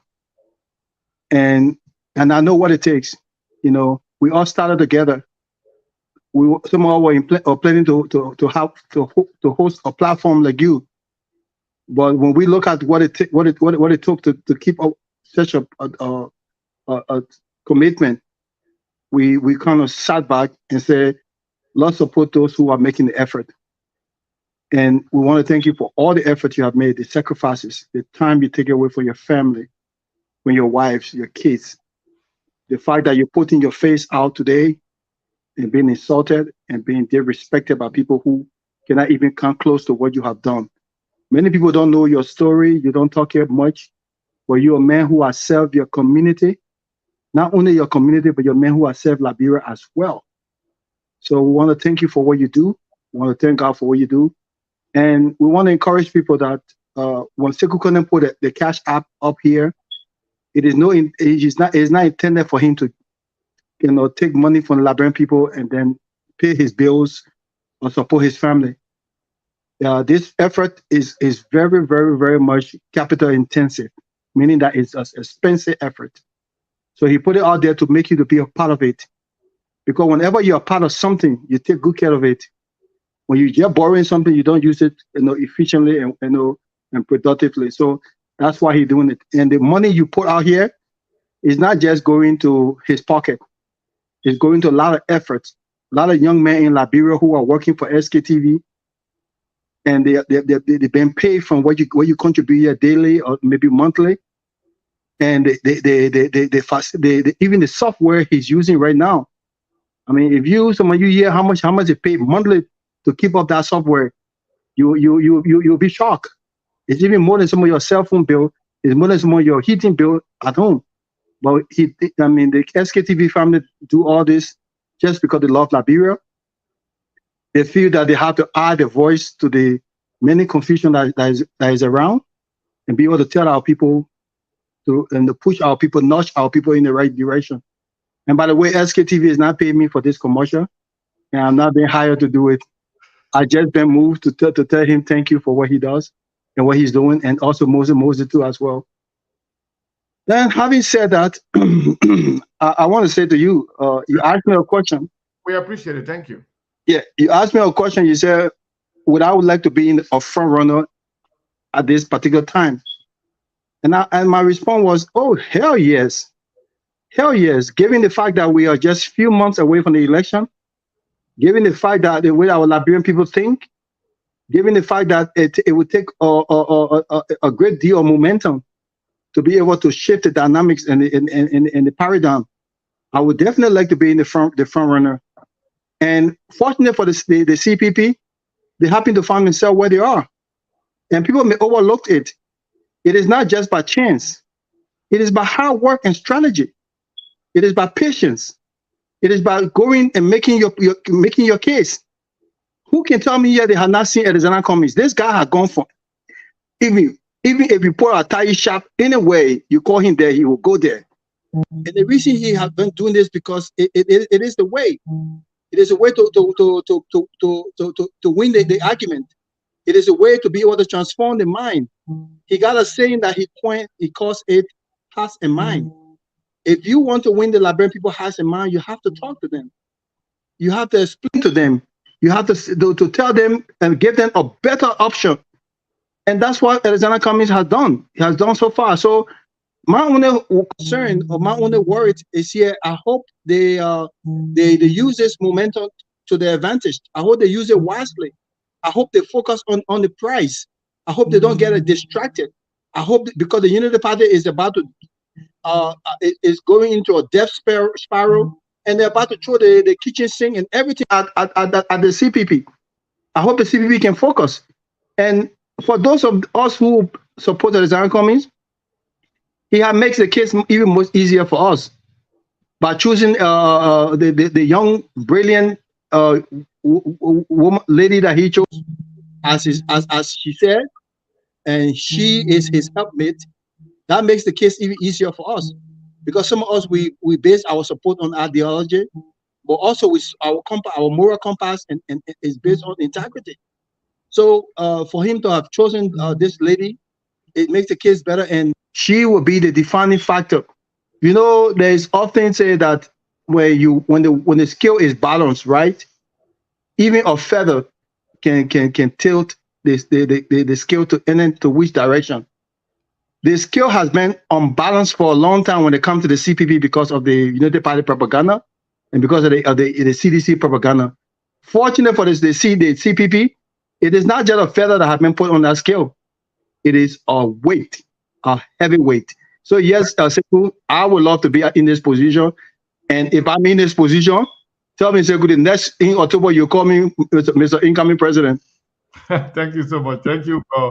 So, Brazilian monk, let me ask you this. Something I don't know whether you have observed it, but I have paid serious attention to it. The CDC, the CDC voice is diminishing. If I would like to use the word declining on the television, on major platforms.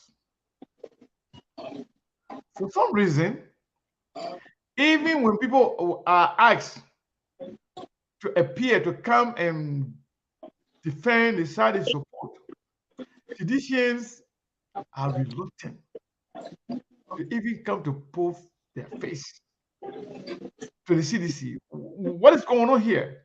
The CDC is a diminishing commodity. Like it was a foregone conclusion prior to this whole framework document. The CDC was done. If you look at a party that called herself the masses party, the grassroots movement party, that was trying to run away from their own label, running as independent candidate.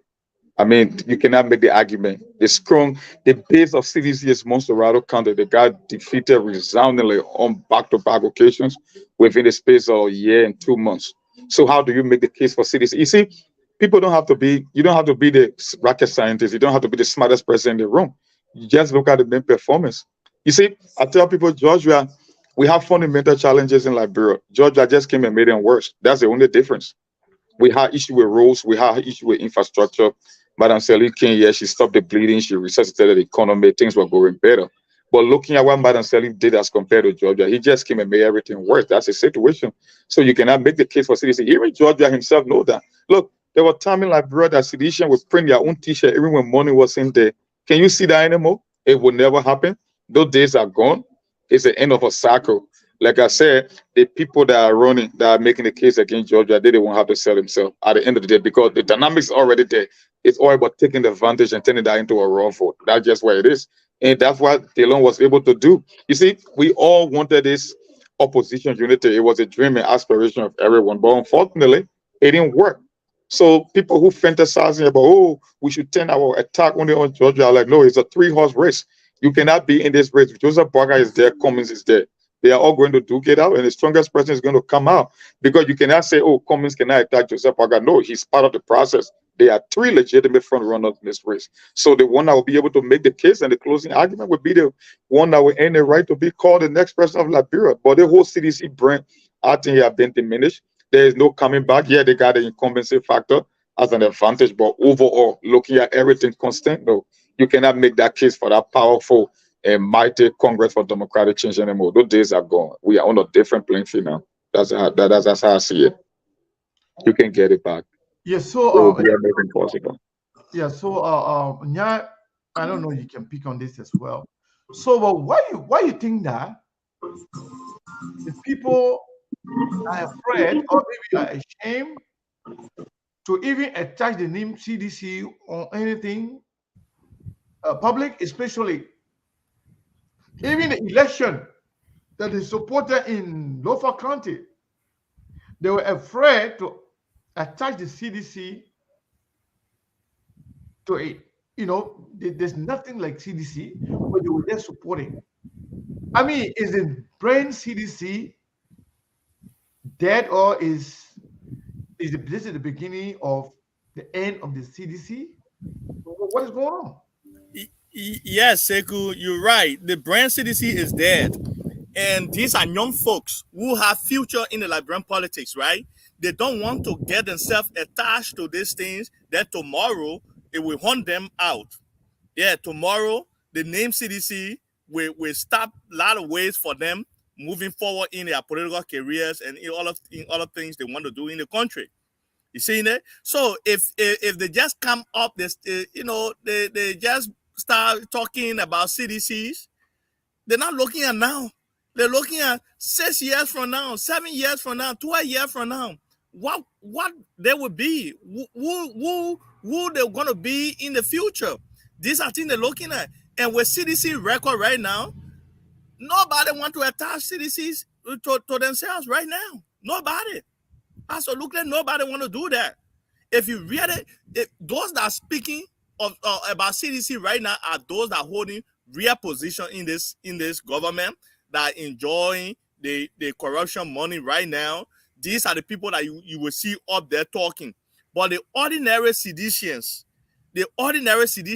where in 2017 you could see them casing George Weah picture, kneeling down on George Weah picture. Where are they now? We're not 3 or 4 months away from the election. We're not seeing all of that momentum that we see in 2017, or that we've been seeing in the past 3 elections. We are not seeing that right now.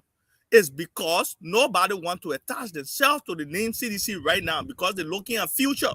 They're looking at the future.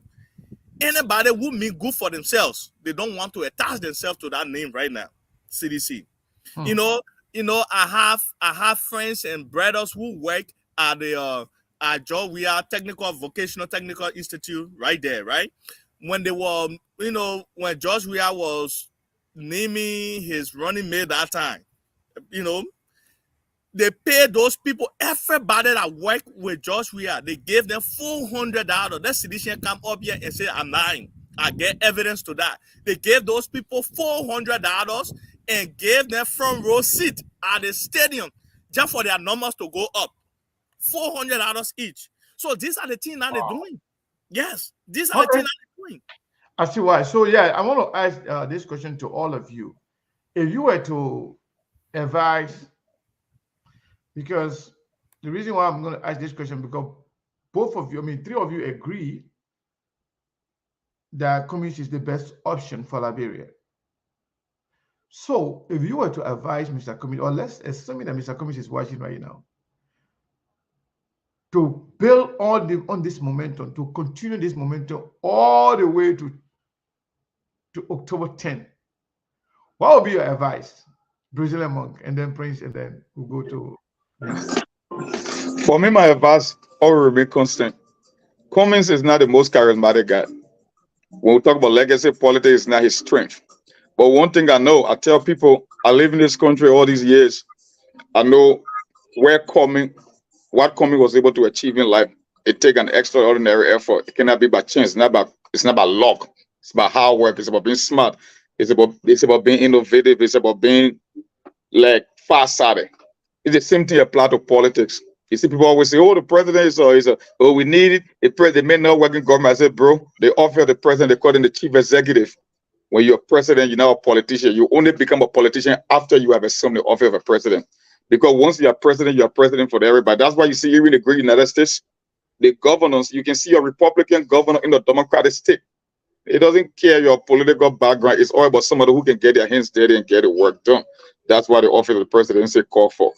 Cummings can outsmart this guy. He can out-campaign. Then, like I said, all the political confluences are in his favor. But the question is, how do you turn it into raw votes? That's where the challenge will come from. So if you talk about the name recognition, it's not his strength. If you want to talk about somebody that's been in politics for decades, it's not Cummings' strength. But I believe Cummings will bring a whole different dynamic to the presidency, because looking at the job that he did in the private sector, I think he can leverage that to do something better in the public sector. That's how I just see it. I believe that anyway, if you put Cummings and Joseph Boakai on the ballot, based on the prevailing economic situation of the country, nowhere in the world Boakai will be given preference over Cummings. That's just a fact.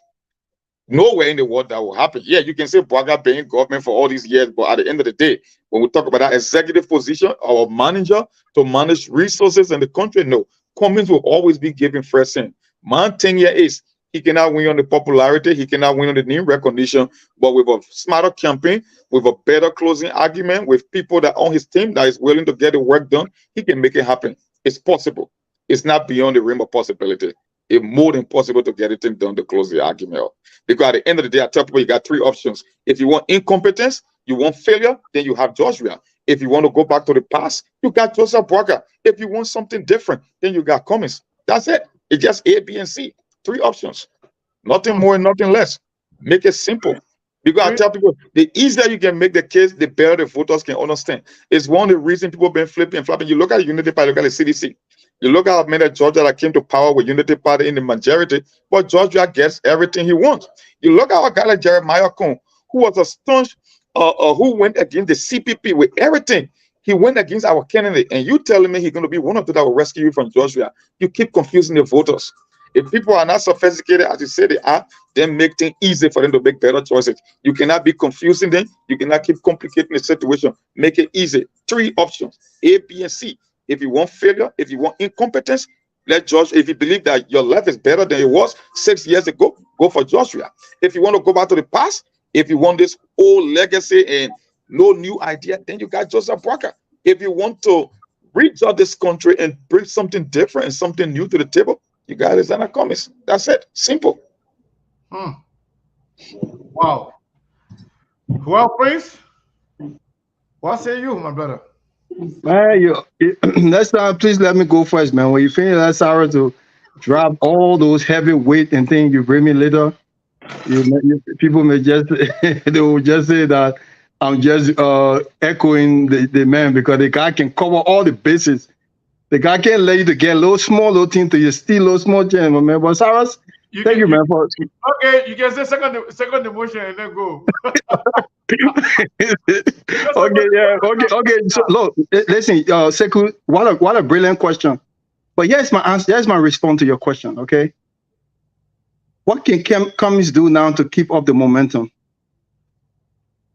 Listen, at this particular junction, I think that question now is for us, most especially those of us who are in the diaspora, especially those of us who want to see Liberia transform and change for the better, especially those of us who want to see the kind of leadership that Cummings has exhibited from the moment he entered into the dispensation of Liberian politics.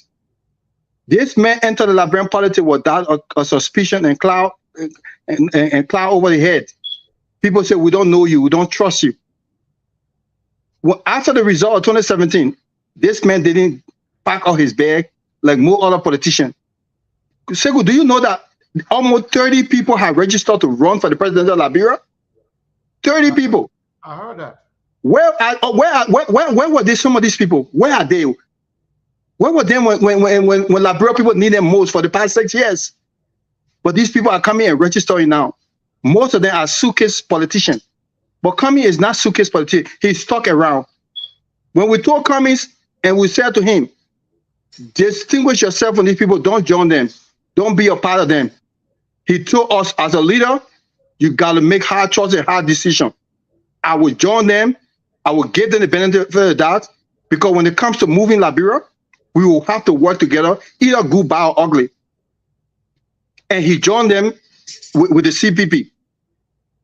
Even though they tried to bring this man down in the CPP, he still kept it alive today. We still have what they call CPP today. That tells you a lot about a leader's character. So, Sekou, if you ask him the question, what can he do? Let him keep doing what he's doing already. This man had told us that he in this thing to win it.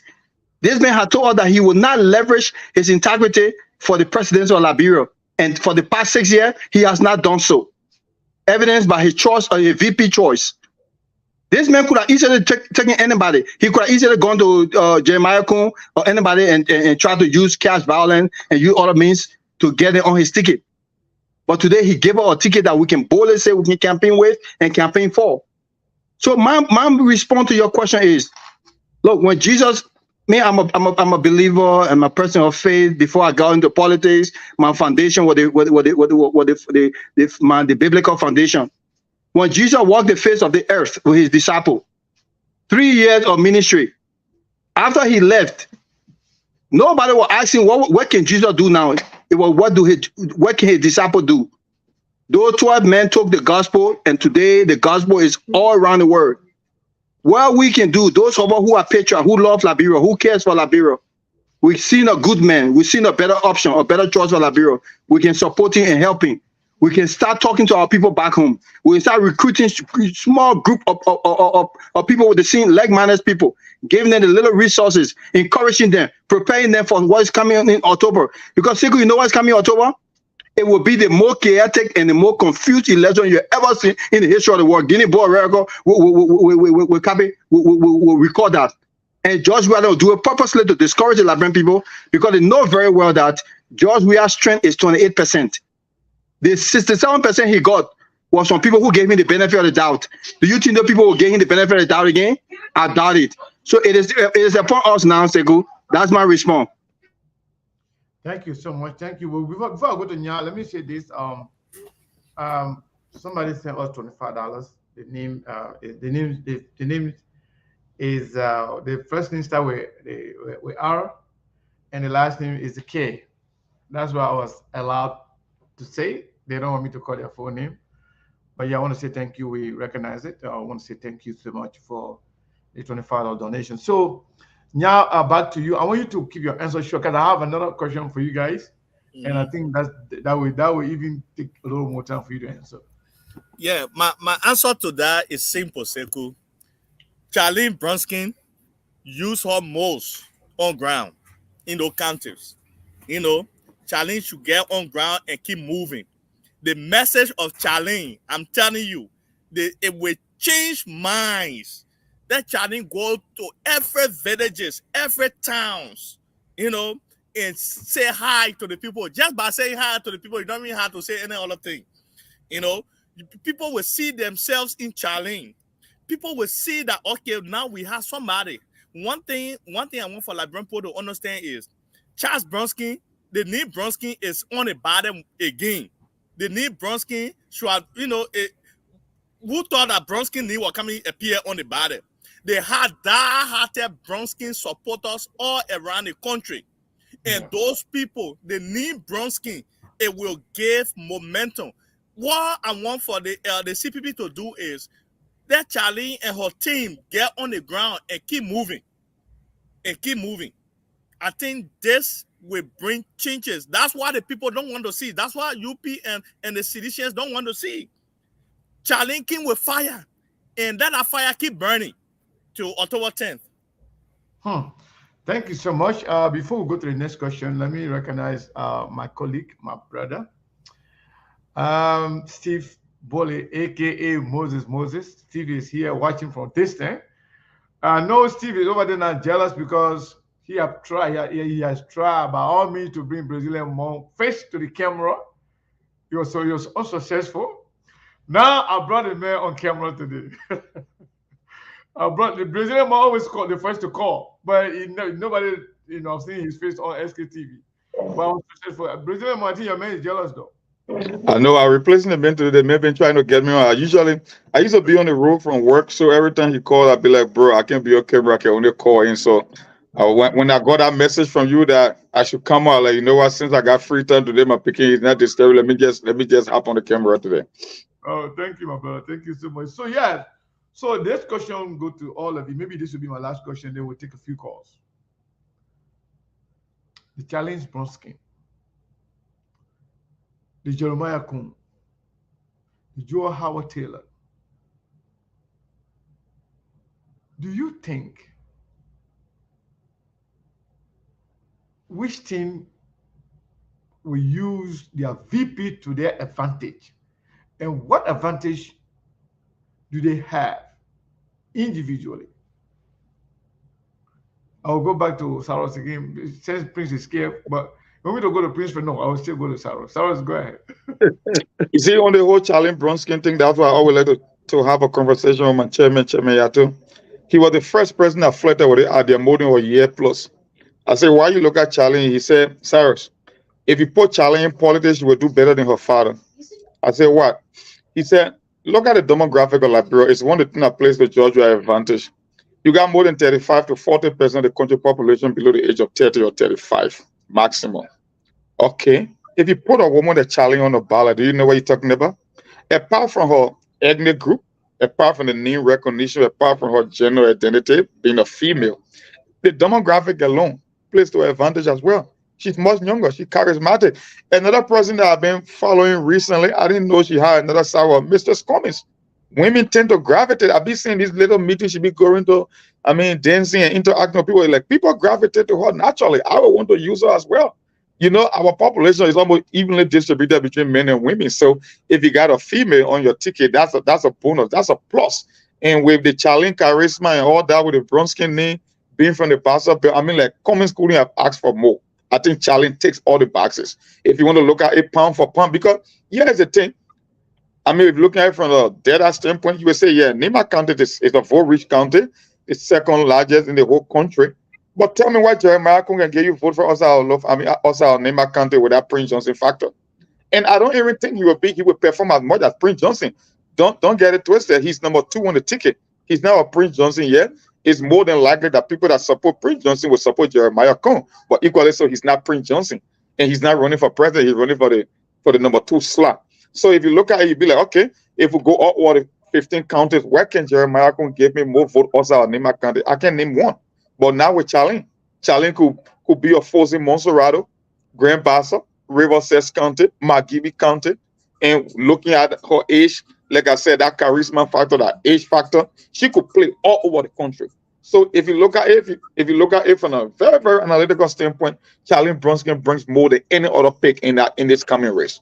I think there's a possibility she might even overshadow Cummings himself. I don't think Cummings will be able to match her pound for pound the campaign trail. I just believe that she brings a lot to the table than anybody at the moment. That's how I see it. That's my own analysis. Prince, back to you. Yeah, and just to add to what Sarah just said, and I want to say, oftentimes we get drowned out by the noise, and the noise often comes from those who are partisan voters. You have the CDC partisan, you have the Unity Party partisan, and you have the ANC partisan. So when you watch the Facebook and all those places, social media, CPP. those are where you get the bulk of the noise coming CPP. from. Prince, you gotta get used to CPP thing. Okay. The ANC is not running. Okay, the ANC, yeah, the ANC. Thank you very much for that correction. I appreciate it. Yeah, We will get used to it. it's not So ANC. the CPP and Unity Party and the CDC, all the bulk of the noise we hear, and the attempt to control the narratives, are often in the crowd, in that group of people, and then most often we forget and we neglect the silent voters. When you talk about the silent voters, those are people who are not partisan. They care less about CDC. They care less about the CPP. They care less about the Unity Party. What they care more about is about what they speculate, or what they hope for that the future will be for them. Whoever takes over, and those are the same people that went to the poll in the second round in 2017 and added to George Weah 28% partisan votes and made George Weah to have defeated the Unity Party. And I keep saying it. Those are the people that gave George Weah the benefit of the doubt. Now, are you telling me now today, if somebody gave you, if I gave you the benefit of the doubt, I say, you know what, I don't trust this good man, but you know what, I was just trying. And I try you. The opportunity I gave you, you squandered that opportunity. Now, pray tell me now, Sekou, do you think I will go back to the poll and vote for you again? It is highly unlikely. Now, why am I trying to pin this picture to give you this thing? Because that Charlene Bronskin brings something very phenomenal to the process. She brings her party, the Liberty Party, Liberty Partisan, who were disenfranchised and discouraged and disappointed and even hurt by the death of her father. And I saw no prospect, even with the infighting, coupled with the infighting in the Liberty Party, who could possibly or probably sat out the election and not go to the poll to vote. What she had brought is that she had rejuvenated the people. These people now are really that they can't wait to go to the poll and to do what? To do good by her father. Now, And then those independent voters now who were deciding, okay, those were the ones that were calling and say, oh, the CPP, if they can, the opposition can be together, the opposition need to be together. Those people now, Charlie Bronsky have reawakened and say, you know what? We got some hope here, we got some prospect and some future here. And Charlie Bronsky ain't gonna do that. That's what she's gonna do. And these are the people that will come to the poll in October. And these are the people that will tilt the scale towards the CPP. And that's the dynamic she brings. All she needs to do, all Cummings needs to do right now, like Shara said, Cummings needs to what? She's hungry. She's an energetic young woman. She's waiting to work. Cummings needs to put her to work. And I'm glad they started already. And they understand the policies are already been driven. They already understand the policy. They are speaking in one voice. And with Shara, I would like to say that, yes, she might overshadow Cummings, and it will be a good thing for him because Cummings have always said it. He's not that kind of person who is loud out there. He's an introvert. So you need an extrovert to be able to make sure and re-echo his message. And then that's what we're going to see to October. October, there might be one round victory for the CPP. I might just put my money on it too. So, well, I don't know about that, but let me say this to you. Let me say this before I go to my brother here, Nya. Next time when you're saying she's hungry, I want you to add she's hungry to work. Because you know what? Nowadays, social media or technology as a whole, if you speak and leave something out, people will fill in the void. people will fill in the void. And you are right. You remember when Cummings said one time, leader eat last? Yeah. Quoting a book. So the people took that thing and carry around with the back of me. So listen, Charlie Bronsky is hungry. She's hungry to make a difference in the life of young Liberian young women and to transform their life for the better. She's hungry. You use her. This hungry, you have to earn it. You have to earn it. I know. I've been in this thing for a while. I know what people can do with your word. Anything you say. That's why I'm very, very careful, selective, and measured about every single word I utter. I want to make sure I finish the sentence or the phrase because people will go and use it against you. Trust me. They can just take a little bit of it and then use it. Yeah, same question to you. Yes, I think I just second emotion on everybody, but yeah. Charlene, you're not second emotion. You tell the emotion. Yeah, tell the emotion. I tell the emotion. Yeah, Charlene, if Kumi had not make any good decision in your life before, he should sit down and say, yeah, this is one of the best I have made. Charlene changed the narrative. Charlene changed the narrative. It got people confused. Now our propaganda thought is not spoon-turned no more. Our propaganda thought now when they get on there, they can be looking for ways to attack this girl. Yeah, I listened to this radio station in Grand Bassa this morning. It was fire. It was fire. I believe you. Yeah, I believe you. I listened to it too. It was fire. It was fire this morning. I was like, yeah, look, the people, the narrative are changing. Sekou, we're not lying to you. When I tell you, say, CPP now is in the lead, I'm not joking. If you go anywhere now, you talk about who, you start getting your in-pricing pool. Out of 10, you will see 7. We talk about CPP. The narrative are changing. Charlene bring fires to this party, and I'm urging all CPP leadership to get on ground as the momentum still burning. Let them get on ground and visit towns, villages, and stuff. Let the people hear this girl. Let it hear her. Let it hear from her.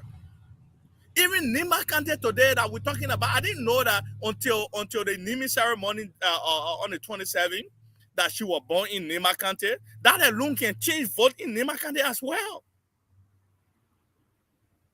Yes, biologically she from Nima.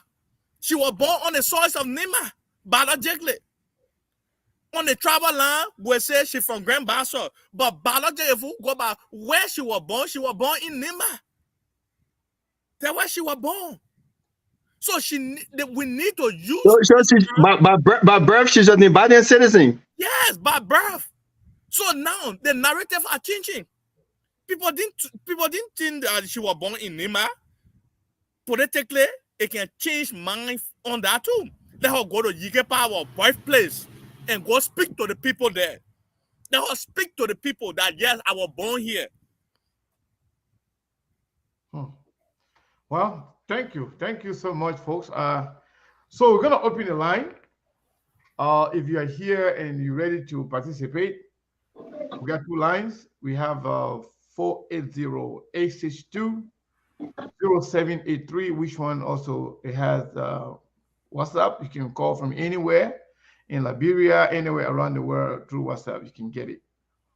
And the second number, which also a direct number, is 480-401-2081. Let me pin them. So I think most of the major followers of our platform, they have the number saved. But for the new people that don't have our number saved, for your benefit, okay, I said it. People already started calling. And I think this is the international call. Hello? Hello? Hello? Hey, how are you? I'm fine. How are you doing too? I'm okay. What is your name and where are you calling from? This is Abraham. I'm calling from Europe. From Norway? Yes, you are correct. All right, go ahead, Abraham. Okay. My man, don't be listening to your monitor, man. I always tell you to listen to the phone so that way you can be delayed in your response. Yeah, just speak to the phone directly. Yeah, it's okay. We can hear you, but go ahead. Okay, Brasico, I just want to thank you so much for the work that you guys are doing tonight. Thank you. I wanted to make my contribution as an answer to your question or that you asked your panelists. Mm-hmm. What can Mr. Kumis do now to continue with the network? Here is my take. Abraham, hold on, Abraham, just 1 second. Let me say this. So those who are calling, if you call the same number 1 or 2 times, I don't answer it means that somebody is talking for that number. I'm not going to take it. That's why we have 2 numbers. Call the other number, then you will get through. Okay, Abraham, continue. All right. So our people have a parable. They say you cannot get in the water again, and Abraham is calling from WhatsApp, and this person keep calling the same number from regular line. That's why his voice keep going down. And I tell him that call different number, call the other number. We're still doing it. Abraham, go ahead. We're listening. Are you there? This is about time that Mr. Cummings go all out. Okay. And tell the Liberian people what he has done in their favor. I want him to start, those of you who are campaigning for him, to start pinpointing those things that Liberians have problem with. For example, people are still questioning what happened to the 70,000. People are linking him with Madame Salif. What has he done? And let me make my contribution on these 3 points. Yeah, but you got to do it quickly, though. Yes, I will do it quickly. I know plenty of people on the line, bro. Sekou, please, I owe your foot. All right, go ahead. Let me make my contribution. Sure, go ahead. Regarding the 70,000, let Mr. Kumis tell the people that Liberian government is investigating the matter. They brought a guy who stole the money from Sierra Leone, and Kumis being a law-abiding citizen, he will not take the law into his own hands. So the matter is in Liberian government, and let him try to explain that part, and let him tell us what happened to the 70,000. Those of you who say Mr. Cummings is just where and Helen son, they come from the same party. Here is my question. According to Henry Costa, Mr. Cummings paid $180,000 to lobbyists in the United States to bring targeted sanction on government officials who are stealing. I think the result of that now get 3 people on sanction. How can they may be just we are man or CDC man, then he put sanction on his own people? Let Mr. Cummings make Liberian people to know during the COVID-19, all the money that he has spent all around when health workers around the country went on strike because we as government refused to pay them. He went in one of the counties, pay health workers, and asked them to return to work. All of these things need to be highlighted. Which country? I will get back to you, bro. Second, when I confirm it. No, yeah, because you know on SKTV we always like to ask people. We want to make sure whatever information people get out of here is authentic. Okay, you don't know the country right now. Okay, go ahead. You may continue. Well, it is factual. I want them to tell the people, let them support it with photos. Those who said he paid $55,000 to Prince Johnson to persuade him on his side, let him make them to understand that money was paid, I think, 2006 or 2017, when Prince Johnson too was on the ballot. How could he bring Prince Johnson on his side when Prince Johnson was also on the ballot contesting? They need to know that Nimba Community College, they may also pay money there. I wonder he was pursuing the college president or maybe the student on his side. All of these things here that the man is doing, they need to talk about them.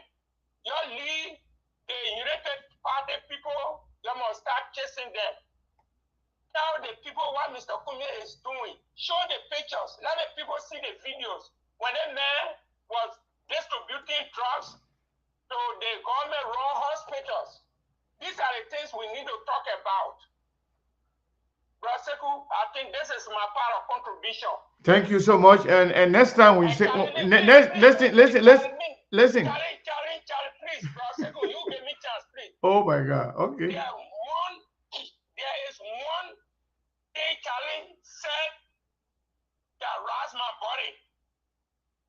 She said, those of you who say that I'm gonna wait for my time, are you telling me the old man in G County who wants to come to Morovia and get little thing to carry and make a contract for a child to go to school for Rose Paul, I'm gonna wait for my time that I may continue to be in poverty?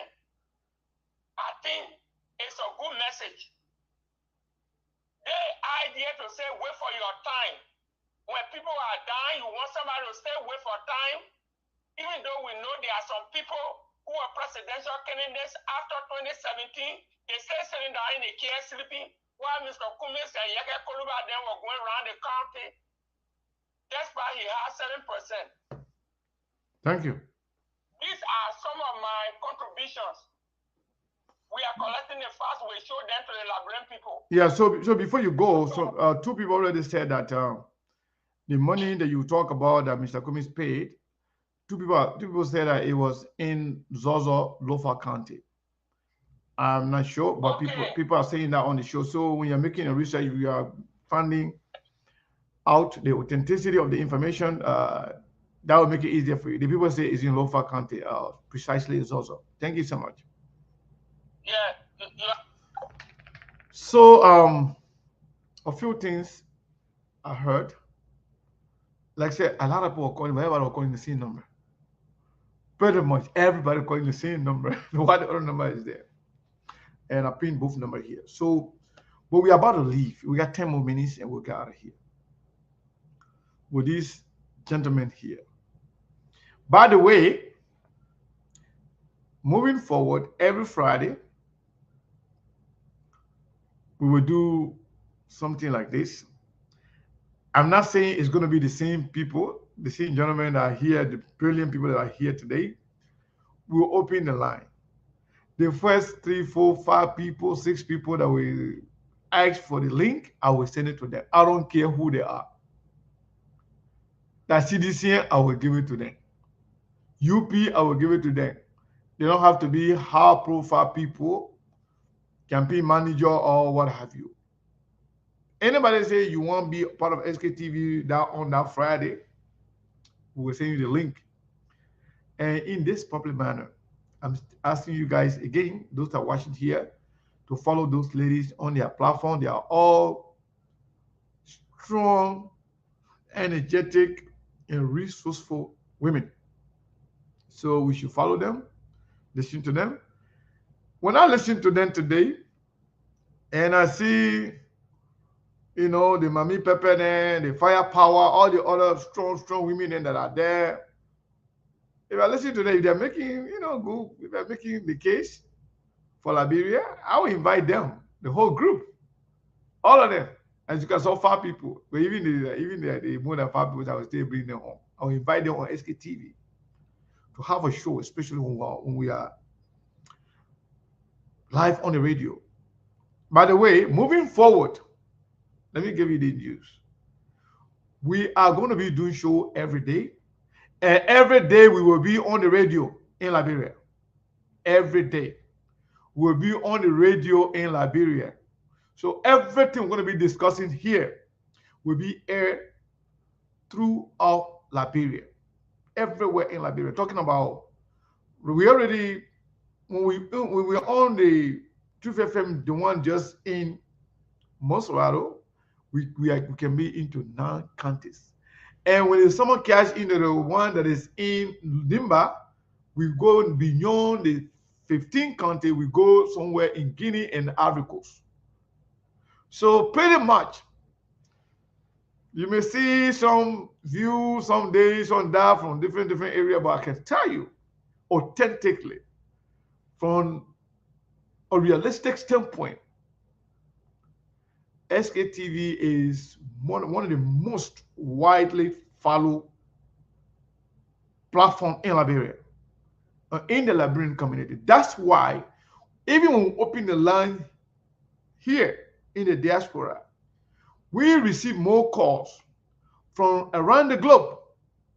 Speaking of Australia, China, South Korea, pretty much everywhere around the world, Dubai, Europe, every day, every time we open a line, people call from all those areas. That tells you how much people follow SKTV and how well they listen to SKTV. So, any good news, we got to share it with you. Moving forward, we're going to be doing show every day, and we plan to be on the radio in Liberia every day, all the way to the election day. So, if you are contributing to make this thing, possible to, as well, then I want the business. Anytime you get whatever to send over, we'll take it. $5 is good. $10 is good. Anybody, anything you send to us, we'll take it. We appreciate it so much, because you don't know the challenges that we are facing. Trust me, we got reporters almost in all the countries, but our hands are short. We can't able to accommodate all of them right now because it requires cell phones, jackets, data in their phones, and a lot of things. So from now to the election, it's going to be big, it's going to be crazy, but we got to make sure that Liberian people listen to us everywhere, and you can help us do it. You can help us help you. So Brazilian Monk, Prince, and my brother here, Nya, I want you guys to close. Any of you can go first, and then we'll call it a day. Who wants to go So first? yeah, so I think I will not allow Cyrus to go first. Please let please go first. Please. I will not allow Cyrus to go first this time around. Oh, okay, you know what? Someone will be the last. I will Good. go down last. Yes. Go Well, ahead. gentlemen, thank you so much, and Sekou, thanks a lot for such a privilege, and I think with such a great commitment to be able to help inform our people daily and fight back against all the negative and false propaganda and misinformation and disinformation. I think it is incumbent upon us to make commitment too to helping you guys as you guys try to help our people too as well. So I would advise the business office. We will perhaps just do a particular day of fundraising, and the fundraising I think it will be done in a different style, whether people will make a monthly commitment, even if that's just $5 monthly. You can make that monthly commitment of $5, $10, $15. If you want to be an executive member, like Saros and my brother Nyan here, you can make a commitment of $50 or $100 a month. But we have to commit ourselves to this process as well. So, but we'll talk it in the business office and we'll go from there because this is news for me. I wasn't aware of it. I didn't hear it in the business office. You didn't inform me about it. So, but anyway, thank you very much for that. Well, folks, guys, thank you guys so much. Let's do this. Let make a difference. Let add our voice to the many voices. Let inform our people. Let persuade our people. Let encourage our people. Let make our people believe and hope again. Let make them know that it is good to have good leadership. Because every one of us that in the diaspora here, we are only successful because of the leadership that is in the various countries that we are. If we can have those same leadership in our country, there will be no reason that we are sitting here today. I talked to a guy yesterday. I told him, I said, if you think George Weah is doing great and the Liberia is better, why not you pack your stuff and just go back home? And I told him, I said, I'm not asking you for a difficult thing that I will not ask myself to do. I told you, I said, if Zan Cummings take over and become the next president, the most I will get as Zan Cummings, I will watch his 400 days, the decision in the policy he will put in place. Then the next thing I will give him a year and a half to see, how he taking the country. I will give him 3 years. In 3 years time, if I don't see him setting the country in a good direction, I will speak against him. Perhaps I will even call for his resignation. I will call for a removal. But if he does better and put Liberia in the red trap and put Liberia to the place that there will be opportunity, I can tell you, I don't have no problem packing up my family and go to live in Liberia. I don't have any problem. Because what I'm doing in America here, I can do the same thing in Liberia. I have the skills, I have the ability, I have the resources. Thank God He blessed me to come here. I can do the same thing in Liberia. So if Liberia is a better place, we all will go there and live there and make Liberia the nation it's supposed to be. But it all boils down to the leadership. And fortunately for all, we have the right choice this time around. Cummings and Brunskin are the way forward for the 21st century leadership we all been hoping and praying for. So let's go and do it. Let's make this thing happen. Let's call our people back home. Let's start our own personal auxiliary. Let's recruit our own personal people. Let's finance them. Let's encourage them. Let's motivate them. So come October, they can't be discouraged. They can't stay home. They'll go to the pool and change the direction and dynamics of Liberia for the better. Thank you very much. Thank you. Thank you so much. Let's go to Nya, and then President Lemon will take us home. Thank you. Thanks, Sekou, so much for this privilege giving us today. I'm excited. I've been asking to appear on SKTV, and today I'm here. Oh, you've been asking, maybe being asking, you've been going through the people that set up the Steve there, right? No. I think I text you one time. You did? Yeah, Oh, yeah, yeah. I've been asking this a dream come true. Sekou, thank you so much. The job that you are doing is, there's no pay for you. You're doing this for the love of a country. Like what Prince said earlier. Some of us want to do this thing, but the commitment is not an easy thing to do. to commit to such thing is not an easy thing. Uh, how you call it, the time that you are taking off your family, the time that you're supposed to, be with your wife, your kids, and all of that. You're taking that time to sit here to enlighten the minds of young Liberians to make a right decision. That no pay for it. I will tell you that there's no pay for that, because we live in the Western world. Here we know how much time costs.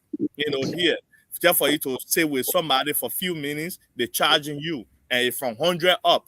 But you take your time, 2, 3, 4, 5 hours to come and sit here to encourage people. It's not an easy thing to do. I just want to say in this public manner, thank you for what you do. We follow you all the time, and we always call on this show. What you're doing is for the benefit of all of us, whether you live in Liberia or you live out of Liberia. It's for the benefit of all of us.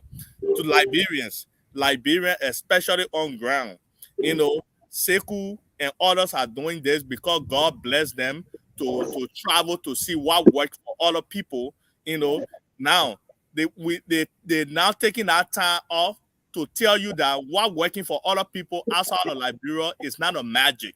It's not a magic that other countries are playing for good roles, good economies, and that people, the system that working for the people is not a magic. It's leadership. It's leadership, Liberian leadership. And that leadership, we need that leadership in Liberia as we speak. And that time is now. October 10th is the time that we should really select somebody or elect somebody who will lead us to the right direction. We are here. We're telling you guys, even we're talking about the presidential level, even at the district level, the county level, the lawmakers that are there, those people have huge decision-making process in the country where, to see where the country will go in the right direction. I live in Indiana. My district representative, when my district representative drafting the law, Nya is on his mind in drafting that law. The road that Nya is driving on, that district representative thinking of Nya. I don't want Nya tired to bus when he going to work. I don't want Nya tired to bus when he going to the store, or what kind of store closer to Nya. I don't want Nya driving far away to go to the store. That would be inconvenience for Nya. When Nya wants something, I want for Nya to go get it quick and go grab it, so that Nya can be comfortable in paying taxes in the district.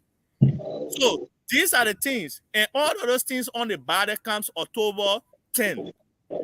Folks, let people not take advantage of you. Let people not use your own resources and give you $5, $10. You think they are good. Let people not use your own resources and building schools and hospitals for themselves. You think they are doing better for you. These things are meant for you. You're not backing them for it.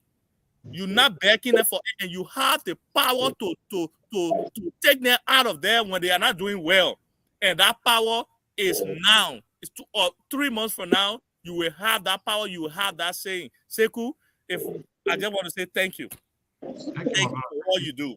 Thank you. And we appreciate everything you've been doing as well. And we appreciate your contribution by calling SKT on SKTV every time to contribute. Yeah, before I go to Brazilian Monk, I want to recognize Harris Tucker. He sent us $25. We say thank you so much. We appreciate it. And few of my friends, when I was recognizing people, they were not here. Mohammed Enzadala has been one of the also supporters and actually big fans of SKTV and contributor. We say thank you so much to Mohammed Enzadala and everybody else who continue to support and being a fan of SKTV. Trust me, we will not be here. We are not here, and we are in no competition with anybody. We are in competition with ourselves. We want to be better tomorrow than today, and I think it's paying dividend. We are in competition with ourselves, and with your support, I think we'll make it. Yeah, what's up, Sekou? Take us home, bro. Yeah, like what the brother said, some of us will start making effort to lend our voice to the process. to educate and to inform our people all the time. You see, recently I saw a wave of excitement about Charlie Bronsky. I told one of my guys, I like, there are a lot of Charlie Bronsky in Liberia. It's just that the condition and the criteria in which we set for electing leaders, our own mindset is quite different. But if you look on the whole, you will find a lot of Charlie Bronsky, even the mirror version of Charlie Bronsky. Our people need to change the way how they vote. They sectarian politics, they tribal politics, they party line politics. No, when you see country first, if you take your emotion from the thing, you will see the bigger picture. It will be easy to make better choices. And I keep telling folks, if you keep voting somebody on tribal line, you just give him an incentive not to do his work. Because take for example a guy like Prince Johnson. For as long as Prince Johnson remain on this planet, he will be a Guillermin. So tell me, if you elect Prince Johnson just on the basis that he's Gil, then why are you telling him he's not going to perform? Because he will be Gil forever. So this whole thing about tribal politics, this sectarian politics, they name recognition, popularity. No, it's about time. Look, we are 176 years. We are not going backward. We are one of the oldest in the world, and we are the least. I tell people, they always say, "Oh, the folks in America like to act like they know better." Like, no, it's not that they know better. They just got more experience. When you leave from Liberia or Africa and cross halfway across the Atlantic Ocean, you see things from a different perspective. Worst case scenario, something happen here. Somebody get access to healthcare, they got food, their children get financial aid, they can go to college. You don't have those same amenities. So when you're making decision, you must think about your children's future. You should think about your future. And like I tell you, don't have that much time on this planet. We have one of the lower life expectancy in Liberia. 6 years is not 6 weeks. 6 years is not 6 months. That's 6 years. So you cannot keep using Liberia as sounds laboratory to be running random experiment with your life. You will vote and you will live by the consequence of your decision. And it will be another 6 years before you have the opportunity to exercise your democratic right again. So, like I said, we will contribute whatsoever way financially. We'll be coming here once in a while to make our input. To those that have ears to hear, let them hear, because that's politics. You only have one ballot to cast, and after that, you're going to live with the consequence of the decision.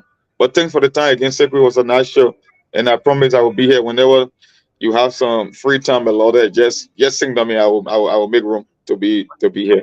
Sure, my brother. Thank you so All much. right, man. Thank you for everything you do as well. Thank you all our ladies, our brothers, everybody on here. I want to say thank you. We appreciate your time. And that will do it for today. We'll be here tomorrow, and we'll be here every day as we promised. But you have to help us help you. Those of you who have contributed, we say thank you. Those of you who are thinking about contributing but cannot afford it, we say thank you. This is not one day thing. As long as we live, we are here. We'll continue to speak truth to power. We'll continue to reach out to our people. We'll continue to defend our Constitution, the rule of law, and respect for human rights. We will continue to fight against corruption. We will continue to attack corrupt government officials. We will go against anyone who go against Liberia. I want to say thank you. We appreciate your time. We'll be here tomorrow, and we'll see you tomorrow. Thank you so much.